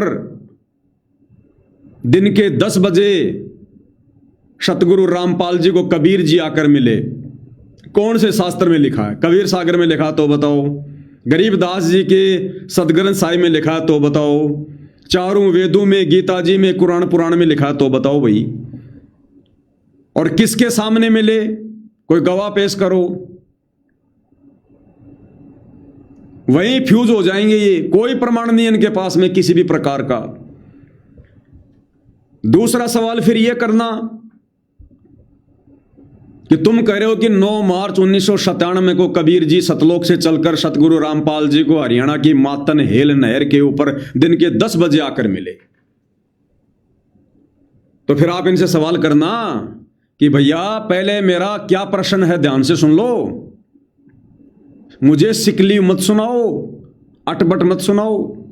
मैंने ये सवाल किया है, यदि कबीर जी तुम्हारे इष्ट देव हैं तो 12वें पंथ में कबीर जी अपनी वाणी के अनुसार कौन से दिन आए, कब आए? वो बोलेंगे जी आपको बता दो दिया 9 मार्च 1997 को आए। तो आप उनसे कहना भैया मैं बच्चा नहीं हूं, ज्ञान चर्चा करने आया हूं। 9 मार्च 1997 से 3 महीने पहले 12वां पंथ समाप्त हो चुका था। तुम तो 3 महीने आगे की मुझे बातें बता रहे हो जिसका कोई प्रमाण भी नहीं है। 12वें पंथ के अंतिम गुरु आदरणीय रामदेवानंद जी और आदरणीय रामदेवानंद जी जो सतगुरु रामपाल जी के मुंह बोले गुरु जी थे, 26 जनवरी 1997 को उन्होंने शरीर छोड़ दिया था। 26 जनवरी 1997 को। तो 26 जनवरी 1997 को 12वां पंथ पूरी तरह से नष्ट हो गया था, खत्म हो गया था गरीबदास जी का। 26 जनवरी 1997 को। और भैया तुम तो मार्च की बात कर रहे हो, जनवरी, फरवरी, मार्च, 9 मार्च, तुम तो 2.5 महीने आगे की बात कर रहे हो कि कबीर जी इस दिन आए। अरे भैया जो तुम दिन बता रहे हो ना 9 मार्च 1997, उससे 2.5 महीने पहले तो 12वां पंथ खत्म हो चुका था। मैं 12वें पंथ की बात कर रहा हूं कि 12वें पंथ में कबीर जी कौन से दिन आए, इस बात का प्रमाण दो। अगर नहीं दे सकते तो इसका मतलब तुम्हारा जो इष्ट देव है, जो कबीर है, वो झूठा है। फिर तुम्हारे भगवान की वाणियां झूठी हैं कि 12वें पंथ हम ही चलावें। हमने तो सुना कि कबीर जी की वाणियां अखंड हैं, कबीर जी की वाणियां अमर हैं, कभी फैल नहीं हो सकती। तो मुझे इस बात का जवाब दो भाई। उन्होंने तो 12वें पंथ में आने की बात कही थी, तो 12वें पंथ में कब आए? 26 जनवरी 1997 से पहले का बताओ मुझे कि कबीर जी 12वें पंथ में कब आए, कौन से दिन आए। इनके पास में कोई जवाब नहीं, किसी भी प्रकार का कोई जवाब नहीं। फिर वो कहते ना कि भाई मरता क्या नहीं करता। फिर ये क्या कहेंगे कि भाई कबीर परमात्मा जी नहीं आए, उन्होंने अपनी आत्मा को भेज दिया, उन्होंने अपने अंश को भेज दिया, सतगुरु रामपाल जी को भेज दिया उन्होंने। तो शुक्रानाथ जी आप इनसे सवाल करना कि ठीक है भाई, जैसा तुम कह रहे हो ठीक है कि कबीर भगवान नहीं आए, इसका मतलब कबीर तो झूठा हो गया। जैसा वाणी में बोला था वैसा तो वो पाया नहीं। चलो कोई बात नहीं, उन्होंने अपने अंश को भेज दिया होगा सतलोक से, अपने परम अंश को भेज दिया होगा सतगुरु रामपाल जी को। जैसा तुम कहते हो कि भाई संत रामपाल जी कबीर जी के अवतार हैं, वो नहीं आए तो सतगुरु रामपाल जी को भेज दिया सतलोक से। लेकिन ज्ञान चर्चा हो रही है, ज्ञान चर्चा में कोई भी बात कहेंगे तो उसका कोई प्रमाण होना चाहिए। तो शुक्रानाथ जी फिर आप इनसे सवाल करना सिंहपुरिया जी से कि तुम लोगों के अनुसार अगर कबीर जी ने अपना अंश भेज दिया, अपना अवतार भेज दिया, अपना परम अंश भेज दिया, जिसे तुम सतगुरु रामपाल जी कह रहे हो, तो भैया मुझे इस बात का चारों वेदों में, गीता जी में, कुरान में, पुराण में, बाइबल में कहीं भी कोई प्रमाण दो जो कबीर जी ने यह कहा हो कि अगर मैं नहीं आऊंगा तो अपना कोई अंश भेजूंगा। इस बात का प्रमाण दो मुझे। कहां लिखा हुआ है, कौन से शास्त्र में लिखा हुआ है कि गरीबदास जी के 12वें पंथ में मैं कबीर अपना अंश भेजूंगा? इस बात का दे दो मुझे कोई प्रमाण। अगर कहीं लिखा हुआ तो हम तो मान लेंगे आपकी बात है, शास्त्रों से प्रमाणित कर दो। इस बात का भी इनके पास में कोई प्रमाण नहीं होगा किसी भी प्रकार का। फिर भी मान लो अगर ये अपनी बात पर डटे रहते हैं, जोर जबरदस्ती करते हैं कि नहीं नहीं नहीं, हमारे गुरु जी सतगुरु रामपाल जी खुद ही कबीर भगवान हैं, ये खुद ही परमात्मा है, तो शुक्रानाथ जी आप इनसे फिर सवाल करना कि ठीक है भाई, चलो तुम्हारी ये बात मान ली कि तुम्हारे गुरुदेव सतगुरु रामपाल जी खुद कबीर हैं, तो भैया भगवान के लक्षण क्या होते हैं, भगवान की पहचान क्या होती है, मुझे ये बता दो। भगवान प्रकट होता है या मां के गर्भ से जन्म लेके आता है? शुक्रानाथ जी आप इनसे पूछना विकास सिंहपुरिया से कि हमारे गोरखनाथ जी को तुम कह रहे हो ना कि 650 साल पहले हमारे गोरखनाथ जी कबीर जी से ज्ञान चर्चा में हार गए थे, और फिर तुम ही कह रहे हो कि वो गोरखनाथ कभी भी कहीं भी वो प्रकट होने का सामर्थ्य रखता है। तो अब मुझे यह बता दो कि अगर तुम्हारे सतगुरु रामपाल जी खुद ही कबीर भगवान हैं, तो भैया ये कब प्रकट हुए, कौन से दिन प्रकट हुए? और प्रकट हुए तो फिर 8 सितंबर को तुम उनका जन्मदिन क्यों मनाते हो? साबित करो कि वो प्रकट हुए हैं, साबित करो कि उनका जन्म नहीं हुआ। तुम खुद ही भोगते रहते हो सतगुरु रामपाल जी का माता का नाम ये है, उनके पिता का नाम ये है। सतगुरु रामपाल जी का जन्म तो किसान परिवार में हुआ है। तो अब ये साबित कर दो भाई, भगवान तो कभी किसी मां के गर्भ से जन्म नहीं लेता। अरे भगवान तो यहां पर आकर गंदे काम छुड़वाता है, काम क्रोध लोभ मोह अहंकार छुड़वाता है। तो क्या तुम्हारा कबीर भगवान, क्या तुम्हारे गुरुदेव जिनको तुम कबीर कह रहे हो, तो तुम्हारे गुरुदेव ने तो भैया शादी करी है, तुम्हारे गुरुदेव तो काम वासना में लगे हुए थे, तुम्हारे गुरुदेव ने तो रति क्रिया करके संभोग क्रिया करके 4 संतान पैदा कर रखी हैं। जबकि कबीर भगवान तो इन चीजों से दूर रहता है। कबीर भगवान कभी किसी स्त्री से संग नहीं करता। कबीर भगवान काम क्रोध मोह लोभ अहंकार में नहीं सड़ता। कबीर भगवान जो स्त्री संग नहीं करता फिर बच्चे कहां पैदा करेगा? तो साबित करो विकास सिंहपुरिया जी। तुम कह रहे हो ना हमारे गुरु जी खुद ही कबीर भगवान है, तो साबित कर दो। ज्ञान चर्चा तो आगे करेंगे, बाद में करेंगे, पहले भूमिका तो तैयार करो। कोई जवाब नहीं दे पाएंगे किसी भी प्रकार का।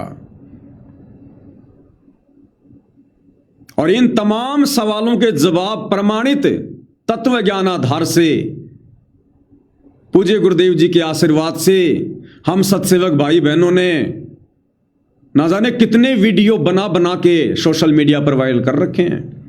उसके बावजूद भी ये लोग आपको जवाब नहीं दे पाएंगे, क्योंकि भाई ये अध्यात्म है, ये अध्यात्म है।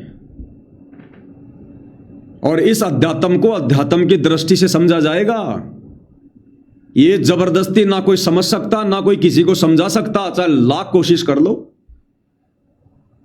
और यही कारण है आज तक सतगुरु रामपाल जी ने किसी के साथ में कोई ज्ञान चर्चा क्यों नहीं करी। जिन जिन को सतगुरु रामपाल जी ने ज्ञान चर्चा का न्योता दिया, आज तक कोई उनके सामने ज्ञान चर्चा करने क्यों नहीं आया? क्योंकि भाई और बहनों, परमेश्वर रामपाल जी ने उन आत्माओं में प्रेरणा की जिस कारण से वो आत्मा ज्ञान चर्चा के लिए नहीं आई। ये मदन पंथी नितिन रायजादा 11 साल से चिल्ला रहा था ज्ञान चर्चा ज्ञान चर्चा ज्ञान चर्चा। अब आ गए सतगुरु रामपाल जी, अब कर लो ज्ञान चर्चा। नहीं जाएंगे, नहीं करेंगे, नहीं कर सकते। बहुत सारे रीजन है इसके भाई। ये कलयुग की पिछली पीढ़ी है, ये कलयुग की पिछली पीढ़ी है। और इस समय कोई ज्ञान चर्चा ये परमात्मा किसी से नहीं करेगा। अरे बाप कभी अपने बच्चों से ज्ञान चर्चा करेगा क्या? शोभा देगा? बाप अपने बच्चों को ज्ञान चर्चा में हरा के खुश हो सकता है क्या? बाप हमारी आत्मा का कल्याण करने आया है साम दाम दंड भेद से। 2009 में सतगुरु रामपाल जी ने ज्ञान चर्चा का न्योता दिया था चारों शंकराचार्यों को। टीवी के माध्यम से भी इन्फॉर्म किया, अखबारों में ऐड निकलवाए। और सतगुरु रामपाल जी ने सतलोक आश्रम बरवाड़ा में चारों शंकराचार्यों के लिए आसन लगवाया। नहीं आए। क्यों नहीं आए? परमेश्वर जी ने उनको प्रेरणा नहीं की। कारण चाहे कुछ भी आ गया हो, चाहे उनमें मान बढ़ाई हो, अहंकार हो कि हम क्या करेंगे, सतगुरु रामपाल जी का तो कोई वजूद ही नहीं है, हम तो संस्कृत के प्रकांड ज्ञाता, हम तो जगत गुरु हैं, शंकराचार्य हैं।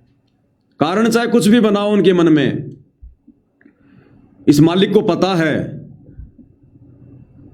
कि ये कलयुग की बिचली पीढ़ी है और इस काल ने आत्माओं को इतना ज्यादा चतुर बना दिया है, आंखों प्रमाण देखकर भी ये लोग स्वीकार नहीं करेंगे। और चारों शंकराचार्य अगर आ जाते तो ये तो जाहिर सी बात है ज्ञान चर्चा में वो हारते, और हारने के बाद वो अपनी कितनी बड़ी बेइज्जती मानते। क्या उसके बाद भी वो सतगुरु रामपाल जी की शरण में आते? बिल्कुल नहीं आते, बिल्कुल नहीं आते। अब कोई ये सोचे कि साहब अगर वो नहीं आते तो उनके लाखों चेले हैं, करोड़ों चेले हैं भारत में, वो लोग तो उनको हारा हुआ जानकर आ ही जाते। नहीं, अगर वो आ भी जाते तो क्या करते सतगुरु रामपाल जी उनका? सतगुरु रामपाल जी अपने सत्संग में कहते हैं कि बच्चों पहले इस ज्ञान को समझो, पहले इस परमात्मा के ज्ञान को समझो, सत्संग सुनो, उसके बाद यहां पर नाम दीक्षा लेने के लिए आओ। तो सतगुरु रामपाल जी ये 650 साल पहले वाला समय नहीं है। इन्होंने भीड़ इकट्ठी नहीं करनी है। जो काशी के भंडारे में इन्होंने 24 घंटे दूसरा रूप बनाया केशव बंजारे का, केशव बंजारे के रूप में सवाल कर रहे हैं, खुद कबीर परमात्मा जवाब दे रहे हैं। 8 पहर 24 घंटे ज्ञान चर्चा हुई, सत्संग सुनाया। और गुरुदेव ने बताया कि जो 18 लाख लोग आए थे उनमें 15-16 लाख लोगों ने दीक्षा ली थी। तो आज ये परमात्मा इस प्रकार से लोगों को दीक्षा दिलवाकर अपना शिष्य नहीं बनाना चाहता। भाई वो तो पार होने का समय नहीं था 650 साल पहले वाला। उस समय तो परमात्मा ने केवल उनको अपनी शरण में लेकर उनको भक्ति से चार्ज करके मनुष्य जन्म देने थे। पार होने का समय, मोक्ष का समय तो ये कलयुग की पिछली पीढ़ी है। इस समय तो परमात्मा ठोक बजा के लेगा। इस समय परमात्मा भीड़ इकट्ठी नहीं करेगा कि ज्ञान चर्चा कर ली और वो संत हार गए और उनके चेले सतगुरु रामपाल जी के भगत बन जाएंगे और सतगुरु रामपाल जी उन लाखों लोगों को भगत बनता हुआ देखकर बड़े खुश होंगे। ये परमात्मा भीड़ का ग्राहक नहीं है। इस परमेश्वर को हंस, ये हंस भगत निर्विकार आत्मा, जिनका टारगेट सतलोक हो, जिनको आत्म कल्याण करवाना हो, वो तो एक मजबूरी हो गई। फिर अगर ज्ञान चर्चा में यह शर्त हो गई कि मैं हारूंगा तो मेरे शिष्य तुम्हारे भगत बनेंगे, तुम हार गए तो तुम्हारे चेले मेरे भगत बनेंगे, तो इस प्रकार से सतगुरु रामपाल जी भीड़ इकट्ठा नहीं करना चाहते। वो तो मजबूरी में नाम दीक्षा हुई फिर कि भाई हमारे गुरु जी हार गए शंकराचार्य जी, और अब हमने तो हमारे गुरु जी के नियम के अनुसार बाबा रामपाल जी से दीक्षा लेनी पड़ेगी। वो क्या न्याल करेंगे वो जो रोते रोते नाम दीक्षा लेंगे।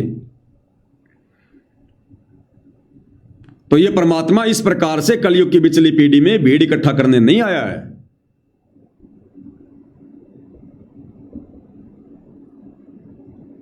तो विकास सिंह पुरिया जी, हम तो आपसे प्रार्थना करेंगे, आप अपनी इन हरकतों से बाज आओ। अगर सुकराई नाथ जी अगर ज्ञान चर्चा सतगुरु रामपाल जी से करना चाहते हैं तो बीच में मेंढक की तरह मत फुदको,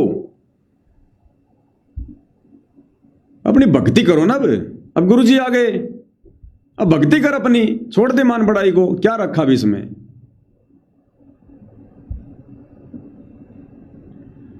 और दूसरी बात, सुकरायनाथ जी,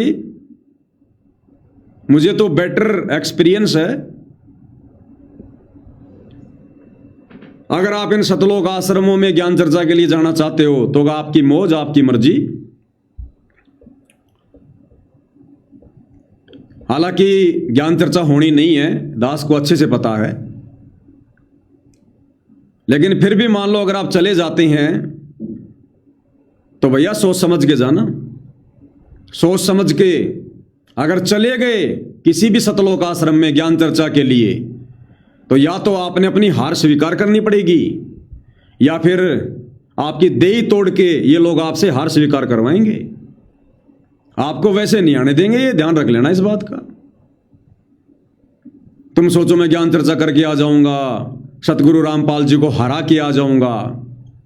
ये तो कह रहा आपकी अपनी मन की बातें हो सकती हैं, उनको हराने का तो किसी ने सौपन में विचार भी नहीं करना चाहिए, क्योंकि वे हमारे पिता हैं, हमारे बाप हैं, सभी आत्माओं की उत्पत्ति करता है।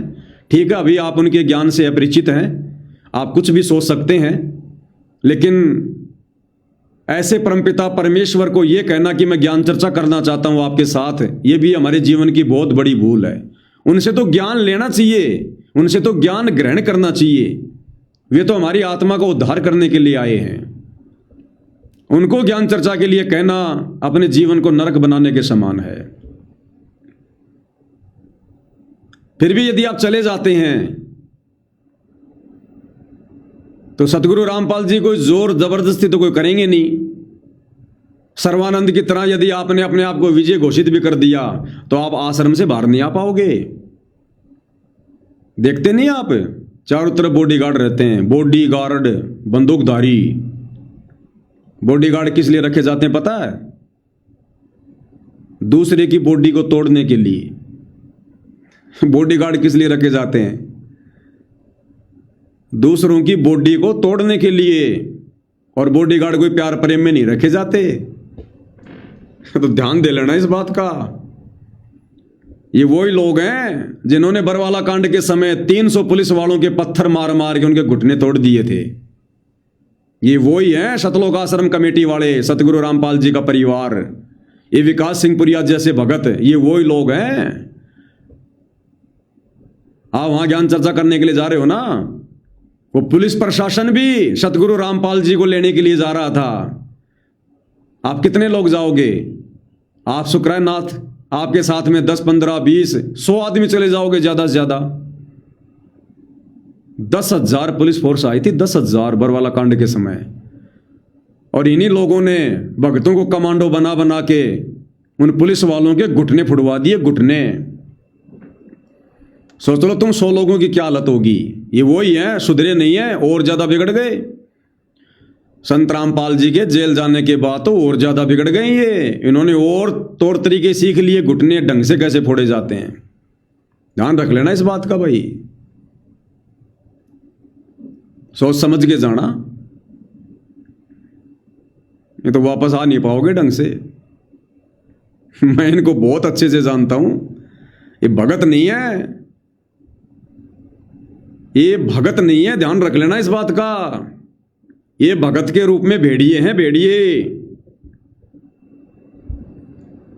आज अगर सतगुरु रामपाल जी हरियाणा प्रदेश में यदि बदनाम हैं, केवल इन भगत के भेष में भेड़ियों के कारण, उनके परिवार के कारण, इन आश्रम कमेटी वालों के कारण, उनके रिश्तेदारों के कारण,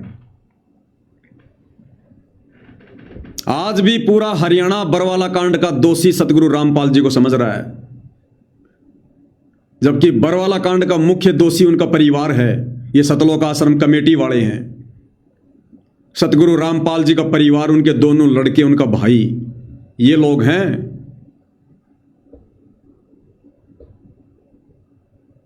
तो भाई ज्ञान चर्चा तो देखो, मेरे विचार से तो कोई आपके लिए शोभा देने वाली बात नहीं है। आप पहले सतगुरु रामपाल जी का अच्छे से सत्संग सुनो और निष्पक्ष होके सुनो। देखो, आत्मा का कल्याण आपने भी करवाना है, तभी तो आपने संत का चोला धारण किया है। आप नाथ संप्रदाय से जुड़े, अपने माता पिता को छोड़ दिया, अपनी संपत्ति को छोड़ा। आपने क्यों छोड़ा? भगवान पाने के लिए। आप निकले थे अपने घर से भगत बनकर भगवान पाने के लिए, लेकिन आपको सही मार्ग मिला नहीं, ज्ञान आपको मिला नहीं। आज आप खुद ही एक भगवान की पदवी पर बैठे हैं, संत बनकर बैठे हैं। जबकि संत वो होता है जो लोगों का उद्धार करता है, और संत की भूमिका केवल कबीर भगवान खुद निभाता है, दूसरा कोई सृष्टि में नहीं है जो किसी का उद्धार कर दे, किसी का मोक्ष कर दे। तो शुक्रानाथ जी, ज्ञान आधार से आप जी खुद जो है, आप एक भटकी हुई आत्मा हो। आप पहले सतगुरु रामपाल जी के निष्पक्ष होकर ये ना सोचो कि मैं संत हूं, मुझे ज्ञान है।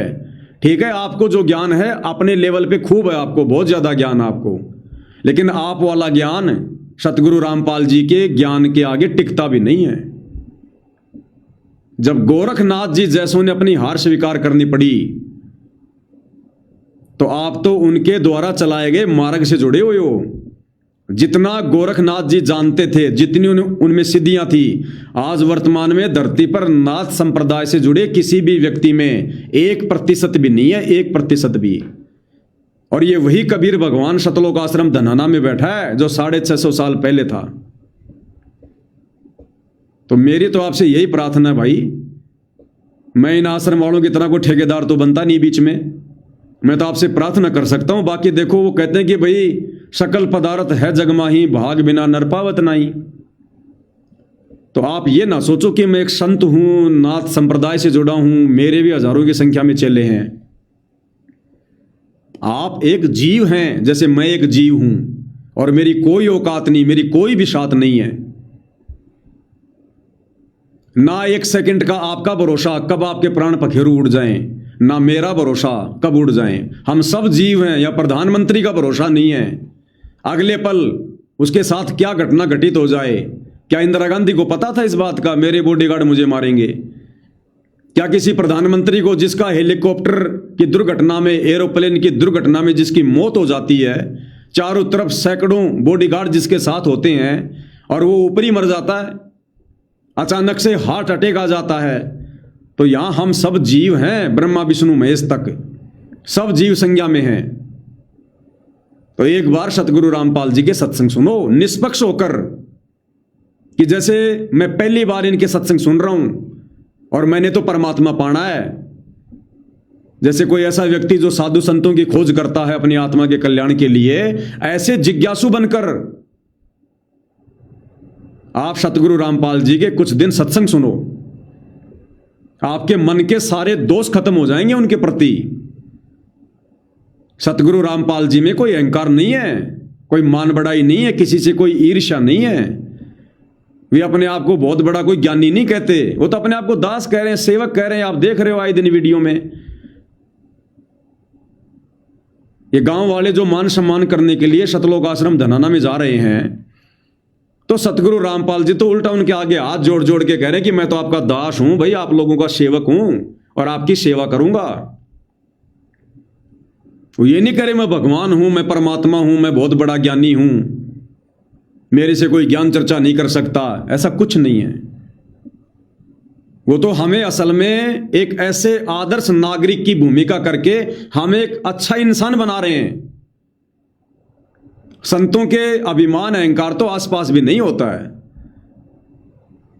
तो आप उनके भक्तों के द्वारा आपको जिस प्रकार से भ्रमित किया जा रहा है, सतगुरु रामपाल जी के सतलोक आश्रम से जुड़े उन मंद बुद्धि भक्तों के द्वारा जिस प्रकार से आपको भड़काया जा रहा है, आपके खिलाफ ये पोस्ट वगैरह डाली जा रही हैं, आपसे तरह तरह के सवाल किए जा रहे हैं, इन्हें कुछ नहीं आता पता, इन्हें अपने पंथ का नहीं पता 5%।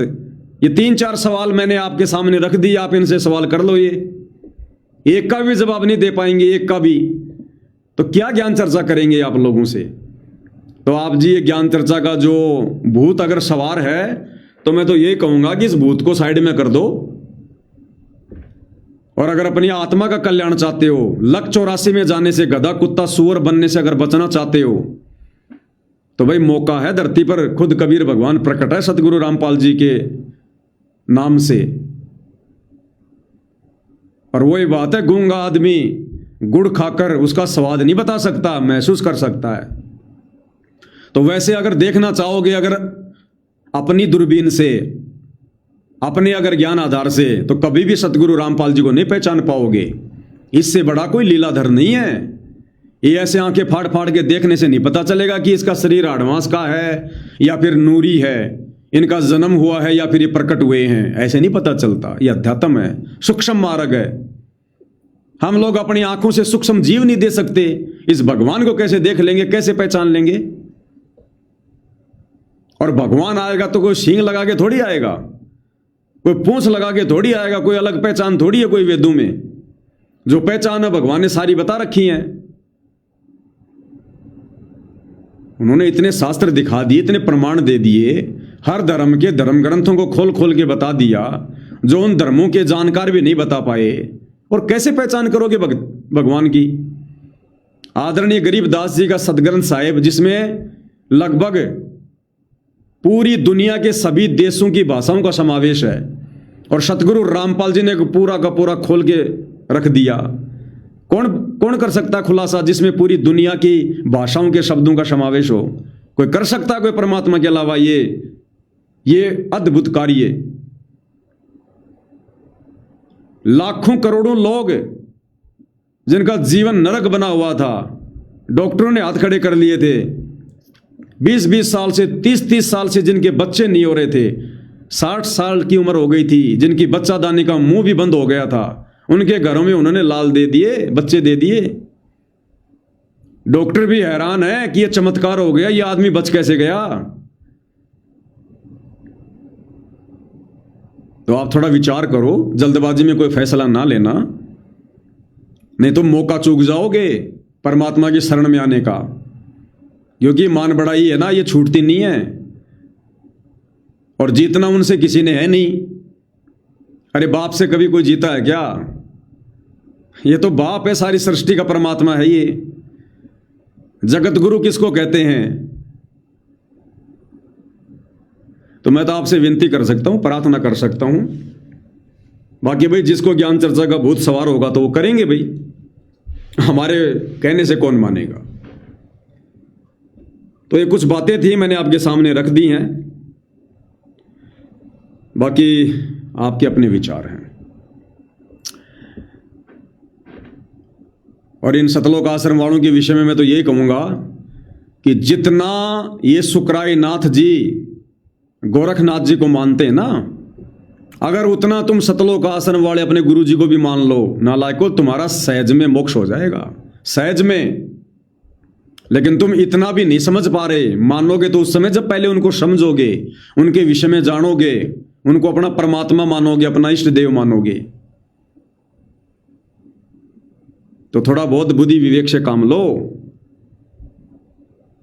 अब तो कम से कम अपने मान बढ़ाई वाले अस्त्र शस्त्र त्याग दो। अब तो कम से कम भगत बन के भक्ति कर लो। अब तो इन बकवादों को छोड़ दो। हमारे गुरुजी से पहले हमारे से ज्ञान चर्चा करो। क्यों, तुम्हारे गुरुजी हारने वाले हैं क्या? अरे तुम्हारे गुरुजी हारने वाले हैं क्या?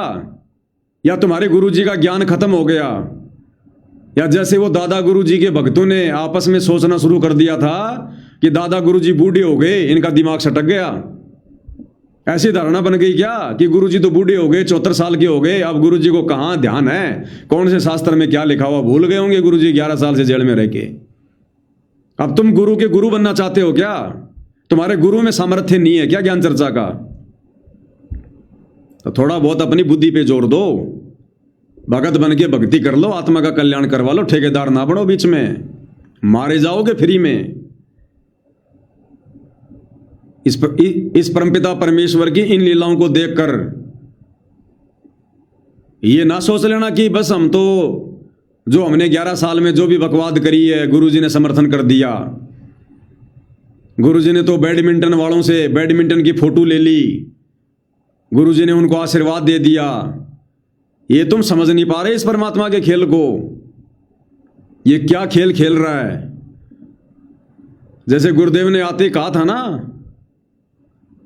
कि इस परमात्मा ने हिरण्यकश्यप को वरदान भी दे दिए, जो मांगा वो दे दिया, और लास्ट में उसका बक्कल भी उतार दिया।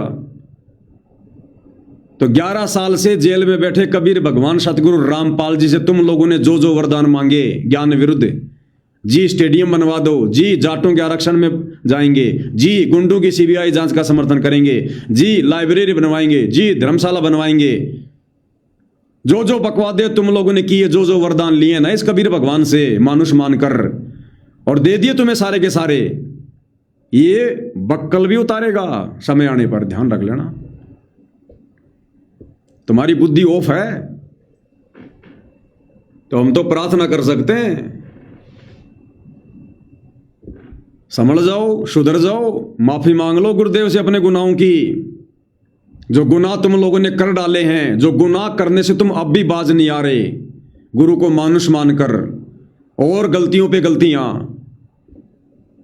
वो तीसरा झटका जो गुरुदेव ने कह रखा ना कि तीसरा झटका काल नहीं उठ पाएगा। कौन है काल? तुम ही हो। तीसरा झटका क्या है समझने नहीं क्या?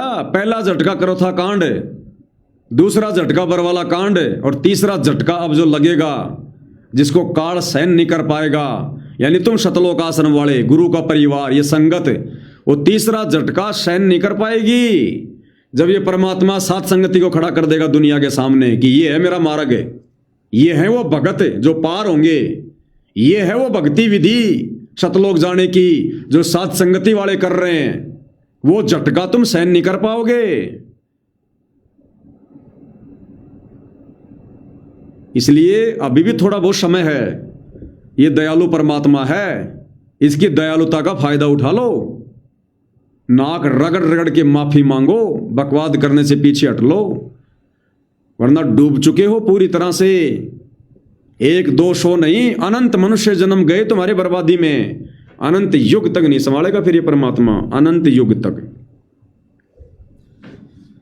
तो भाई और बहनों, हम जितने भी साध संगति से जुड़े हुए भाई बहन हैं, आप और हमने इन तमाम घटनाओं से शिक्षा लेनी है। हिसार जेल से आने के बाद तकरीबन 17-18 दिन हो चुके हैं गुरुदेव को। अभी तक गुरुदेव ने कोई जिक्र किसी भी प्रकार का साध संगति को लेकर नहीं किया, मुझ पवन दास को लेकर नहीं किया। समझ जाना संकेत को, अन्यथा ये मुद्दा तो गुरुदेव ने सबसे पहले उठाना था, जिस मुद्दे को गुरुदेव 11 साल से जेल में बैठकर लगातार उठा रहे थे। कभी पुस्तक लिखकर, कभी ऑडियो के माध्यम से, कभी वीडियो के माध्यम से, कभी लेटर के माध्यम से, जो 11 साल से संगत में चर्चा का विषय बना हुआ था। इस कदर गुरु को मानुष मानकर गुरु के परिवार ने मुझ पवन दास और सात संगति के खिलाफ गुरु जी को भड़का रखा था। मेरे ऊपर गुरुदेव भगवान के माध्यम से मुकदमे करवा दिए गए। क्या वो परमात्मा बाहर आकर इस मुद्दे पर बात नहीं करता? जानबूझ के नहीं कर रहा परमात्मा, क्योंकि परमपिता परमात्मा गधों के साथ में घोड़ों को मिक्स नहीं करना चाहता। ये परमात्मा चाहता है कि मेरे यहां से सतलोक जाने के बाद ये दुनिया किस प्रकार से भक्ति करेगी। ये परमात्मा हम सत्सेवकों को लेकर वो उदाहरण पेश करना चाहता है कि जैसे मेरे धनाना आश्रम में आने के बाद भी, और जिस प्रकार सात संगति से जुड़े मेरे बच्चे मुझे शब्द रूप में अपने घर पर विराजमान करके, और उसी श्रद्धा, उसी लगन के साथ, उसी समर्पण के साथ, मन में किसी प्रकार का दोष ना रख के जो भक्ति कर रहे थे। बच्चों, इस प्रकार से घर घर को आश्रम बनाओ, इस प्रकार से पूरी दुनिया को आश्रम बनाओ, इस प्रकार से तुमने भक्ति करनी पड़ेगी। ये गुरुदेव भगवान उदाहरण पेश कर रहे हैं, और ये लंबा खींचेंगे। इस बीच में जो कमजोर आत्मा होगी सात संगति में, वो किसी भी पॉइंट से मन में दोष पैदा करके वो सात संगति से टूटकर आश्रम में चली जाएगी। इसलिए परमात्मा देरी कर रहा है कि थोड़ा बहुत यदि कोई कचरा बचा हो तो वो भी आ जाए, टूट जाए। 24 कैरेट सोना बना के परमात्मा सतलोक लेकर जाएगा। तो आप और हम सत्सेवक भाई बहनों को परमात्मा एक एग्जाम्पल के रूप में पूरी देश और दुनिया के सामने खड़ा करना चाहते हैं। इसलिए परमेश्वर जी चुप हैं। तो थोड़ा सा धैर्य धारण करना और ज्ञान को आधार बनाना हमारी भक्ति को छीन नहीं सकता, ध्यान रख लेना। हम परमेश्वर रामपाल जी को आधार बनाकर घर बैठ के भक्ति कर रहे हैं, मर्यादा निभा रहे हैं। चाहे 7 समुद्र पार बैठ के भक्ति कर लो, मर्यादा में रहकर, गुरु को इष्ट मानकर। गुरु पल पल साथ है। और आश्रमों में तो वैसे भक्ति नहीं होती। गुरु के आने के बाद भी इन शतलोक आश्रमों में जो राग, द्वेष, ईर्ष्या जो बदबू मार रही है, इतनी तो पहले भी नहीं थी। इतना द्वेष भर गया उन लोगों में,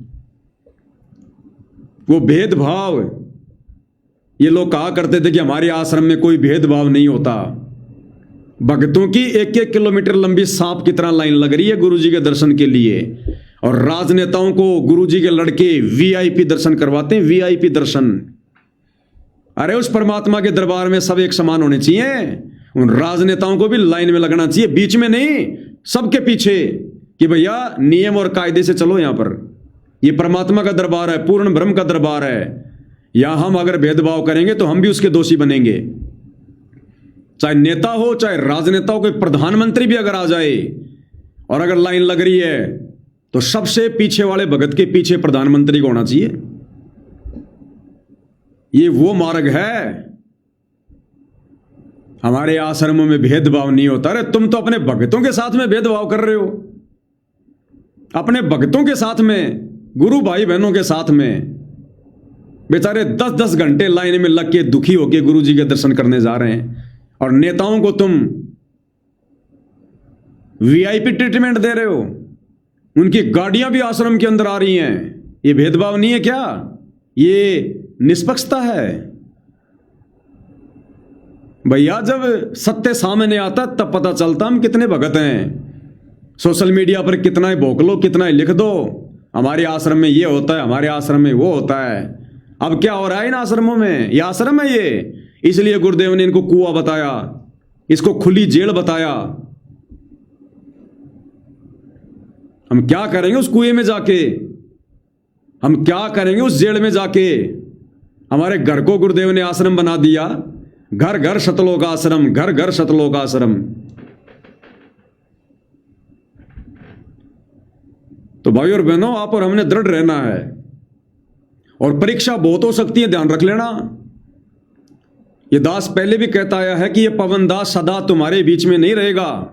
सदा तुम्हारे को इस प्रकार से गुरुदेव की प्रेरणा से ये ट्रीटमेंट नहीं देता रहेगा। हो सकता है परमात्मा कोई नया खेल खेल दे। हो सकता है ये पवन दास कुछ समय के लिए जेल चला जाए, और फिर उसके पीछे तुम क्या करोगे? परमात्मा फिर यह भी चेक करेगा कि पवन दास के फिर से जेल जाने के बाद क्या ये साध संगत पवन दास के पीछे चल रही थी क्या? अब पवन दास के जेल जाने के बाद क्या इन भक्तों में उतनी दृढ़ता रहेगी क्या? इतना ही विश्वास रहेगा क्या? तो ये भी ध्यान रख लेना भाई और बहनों, कुछ भी हो सकता है। दास आपको पहले संकेत कर रहा है। ऐसा भी हो सकता है ये दास परमात्मा जी के आशीर्वाद से कुछ दिन सेवा में जेल भी जा सकता है। उसके बाद क्या होगा? वो अग्नि परीक्षा ही होगी, वो भी हमारी एक परीक्षा होगी। इसलिए दास सदा से कहता है कि मुझ पवन दास को देख के कभी मत चलना। मैं क्या कह रहा हूं, क्या बोल रहा हूं, जो गुरु के ज्ञान से है वो मैच करना। और यहां किसी को आधार मत बनाओ। ठीक है, परमात्मा ने मुझे एक समय के लिए सहयोगी बनाया, लेकिन आधार अपने गुरु जी के ज्ञान को ही बनाओ। सहयोगी तो कोई भी भगत हो सकता है, लेकिन आधार केवल अपने गुरु जी के ज्ञान को बनाओ, अपने गुरु जी को बनाओ। किसी भगत को आधार मान के मत चलना कभी जिंदगी में। ये तो परमात्मा ने इस दास के ऊपर दया रखी, जो मेरे को इतने दिनों तक परमात्मा ने संभाल के रखा, काल प्रेरित नहीं होने दिया।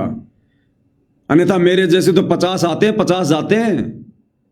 कितनी बार ना जाने हमारी नैया डूबती, लेकिन परमात्मा ने दास को दृढ़ता देके रखी। इस दास की औकात नहीं थी इस भक्ति मार्ग पर दृढ़ बने रहने की, इन आश्रम के इन गुंडों का सामना करने की, इनके इतने जुल्म सहन करने की। ये परमात्मा जी ने विशेष आशीर्वाद देके रखा आप भगत भाई बहनों के लिए, आप लोगों को भक्ति मार्ग पर दृढ़ बनाए रखने के लिए। तो किसी भगत को कभी भी आधार बना के मत चलना भक्ति मार्ग में।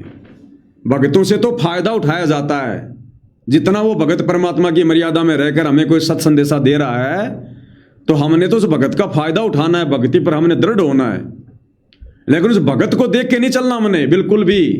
वो भगत चाहे आज मर जाए, पवन दास चाहे आज मर जाए, आपने कोई शोक नहीं होना चाहिए, किसी प्रकार का कोई दुख नहीं होना चाहिए। यहां सबके अपने कर्म है भाई। पवन दास चाहे आज जेल चला जाए, आप लोगों ने कोई चिंता नहीं होनी चाहिए, और ज्यादा दृढ़ होना चाहिए कि भाई अब गुरुजी नेक्स्ट लेवल की परीक्षा ले रहे हैं। उस पवन दास की भी परीक्षा होगी और हमारी भी परीक्षा लेंगे अब गुरुजी नेक्स्ट लेवल की, और ज्यादा हमने दृढ़ होना है, पहले से कहीं ज्यादा। तो ये अग्नि परीक्षा है, कुछ भी हो सकता है, और हिंट परमात्मा पहले दिलवा देते हैं ताकि आगे चलकर एकदम से कोई बौखला ना जाए। ये भी गुरुदेव भगवान की विशेष मेहर समझना, उनकी रजा समझना। तो आधार केवल अपने गुरुजी के ज्ञान को, और दास पूरे दृढ़ विश्वास के साथ कह सकता जितना गुरुदेव भगवान को समझा, उनके ज्ञान को समझा, उन्हीं के आशीर्वाद से।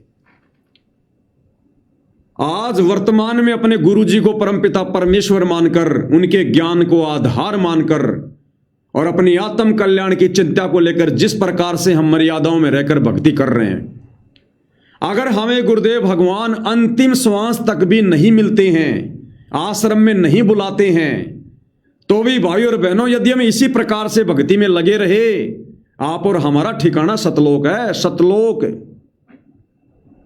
क्योंकि परमात्मा का शब्द रूप है, ये हाड़ मास का पुतला नहीं है। और जिसने अपने गुरु को शब्द रूप में मानकर उनकी पूजा करनी सीख ली, उस आत्मा का कल्याण होगा। अपने गुरु को मानुष मानने वालों का, हाड़ मास का पुतला मानने वालों का, अपने गुरु जी को शरीर में मानने वालों का कभी मोक्ष नहीं होता।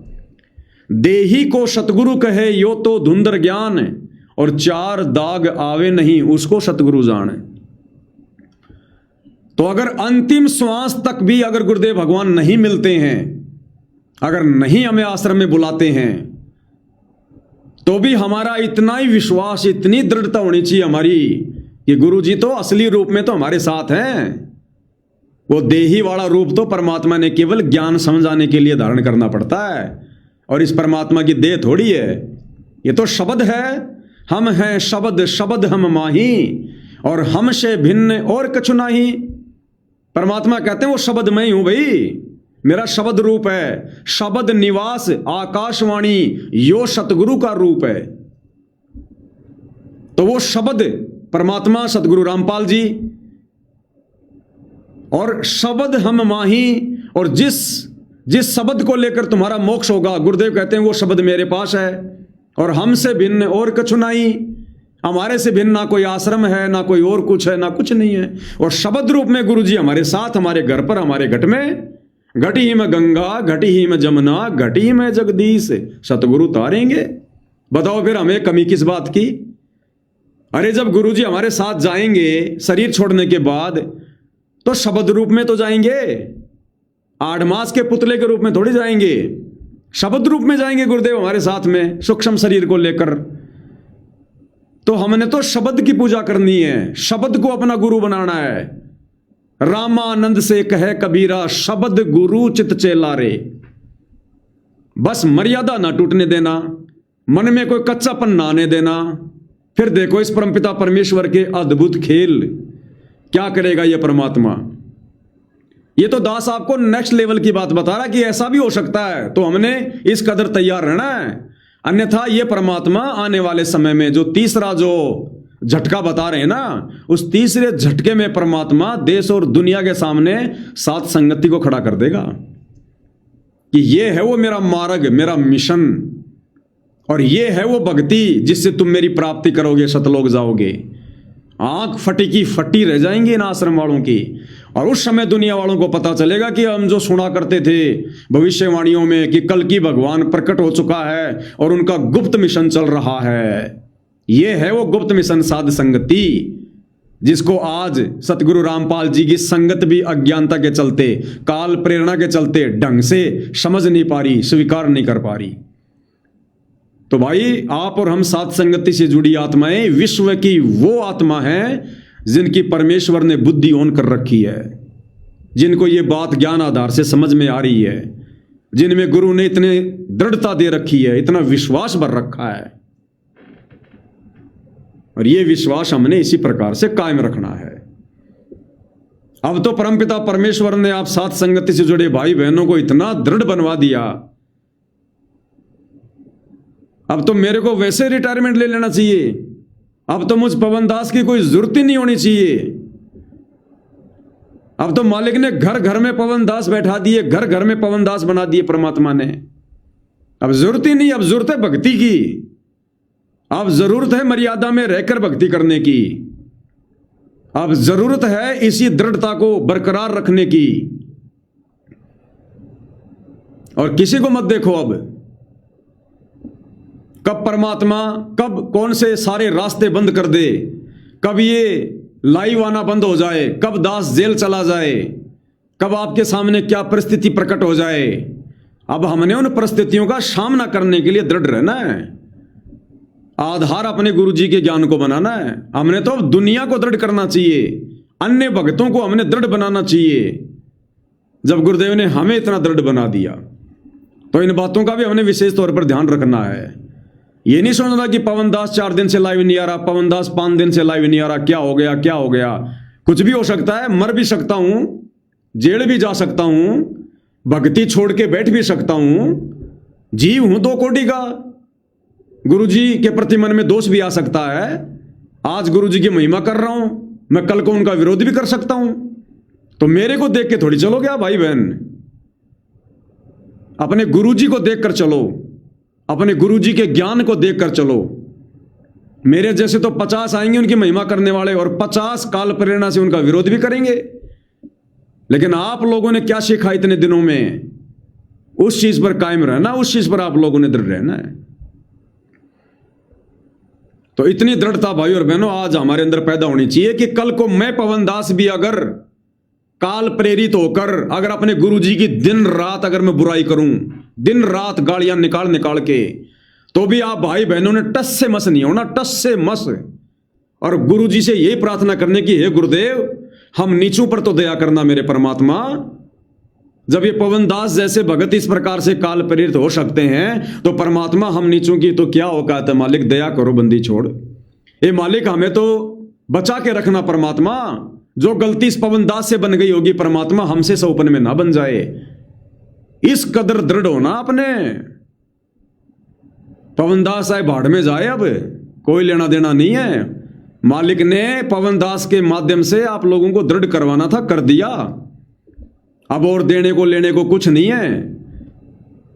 अब आप लोगों के अंदर परमात्मा ने इतना सब कुछ सॉफ्टवेयर सेट कर दिया, आप खुद हर चीज का निष्कर्ष निकाल सकते हो, हर चीज का निर्णय चुटकियों में कर सकते हो। तत्व ज्ञान रूपी टोर्च दे रखी है गुरुदेव भगवान ने, अब हमें किसी की आवश्यकता नहीं है। तो बहुत सारी बातें हैं भाई और बहनों, समय समय पर गुरुदेव भगवान के आशीर्वाद से हम चर्चा करते रहेंगे। और दास अगर रोजाना लाइव आता तो बहुत अच्छी बात है गुरुदेव के आशीर्वाद से। अगर नहीं आ पाता है तो ऐसी कोई बात हमारे मन में नहीं आनी चाहिए, क्योंकि परमात्मा जी की और भी बहुत सारी सेवा होती हैं।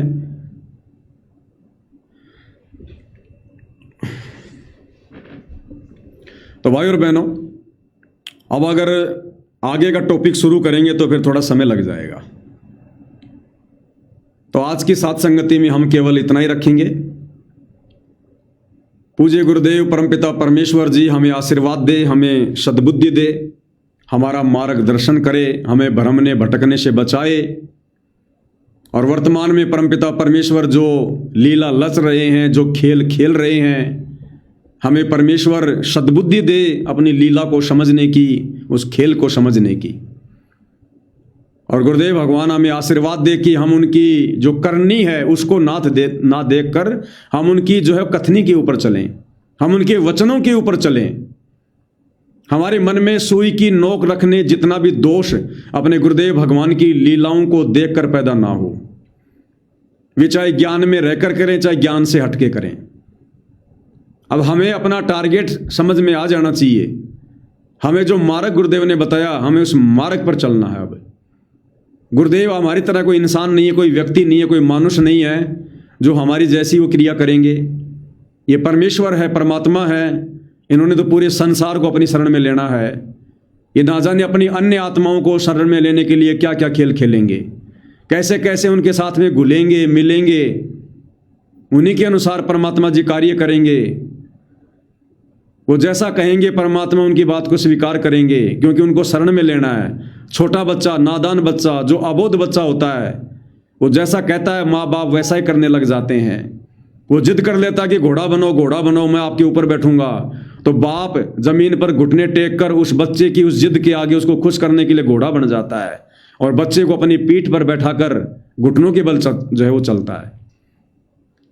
तो अब ये जो बाकी जो ये संसार वाले हैं, जो दुनिया वाले हैं, जो अभी तक गुरुदेव भगवान को नहीं समझ पाए थे, अब ये मोटर पाइप देने के कारण, धर्मशाला बनवाने के कारण, छोटे मोटे उनको लोभ लालच देने के कारण, जो अब उनकी महिमा कर रहे हैं, जयकारा लगा रहे हैं, तो परमेश्वर ने उनमें भी भक्ति का बीज डालना है। उन पे भी परमात्मा ने भक्ति की वो कलम चढ़ानी है।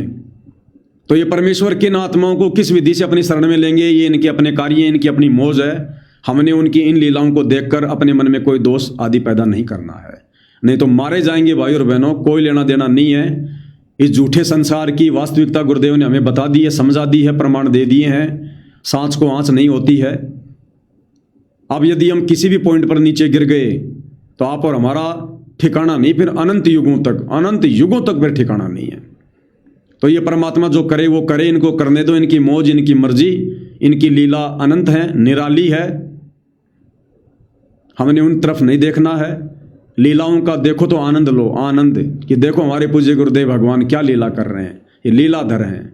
कल परमेश्वर क्या कह रहे थे, आज परमेश्वर क्या कह रहे हैं। इनकी मौज, इनकी मर्जी, साहिब को कौन रोक दे, इनसे ऊपर कौन है। और ये तो गलत को भी सही कर देंगे, सही को भी गलत कर देंगे। तो हमने उनकी वर्तमान लीलाओं को देखकर किसी भी प्रकार से भ्रमित होने के बजाय हमने और ज्यादा दृढ़ होना है। तो गुरुदेव भगवान के आशीर्वाद से आज की साथ संगति में केवल इतना ही। फिर परमेश्वर जी मौका देंगे, लाइव आने से पहले आपको दिन में मैसेज कर दिया जाएगा, आप जी लाइव जुड़ सकते हैं। बंदी छोड़ सतगुरु रामपाल जी परमेश्वर जी की जय हो।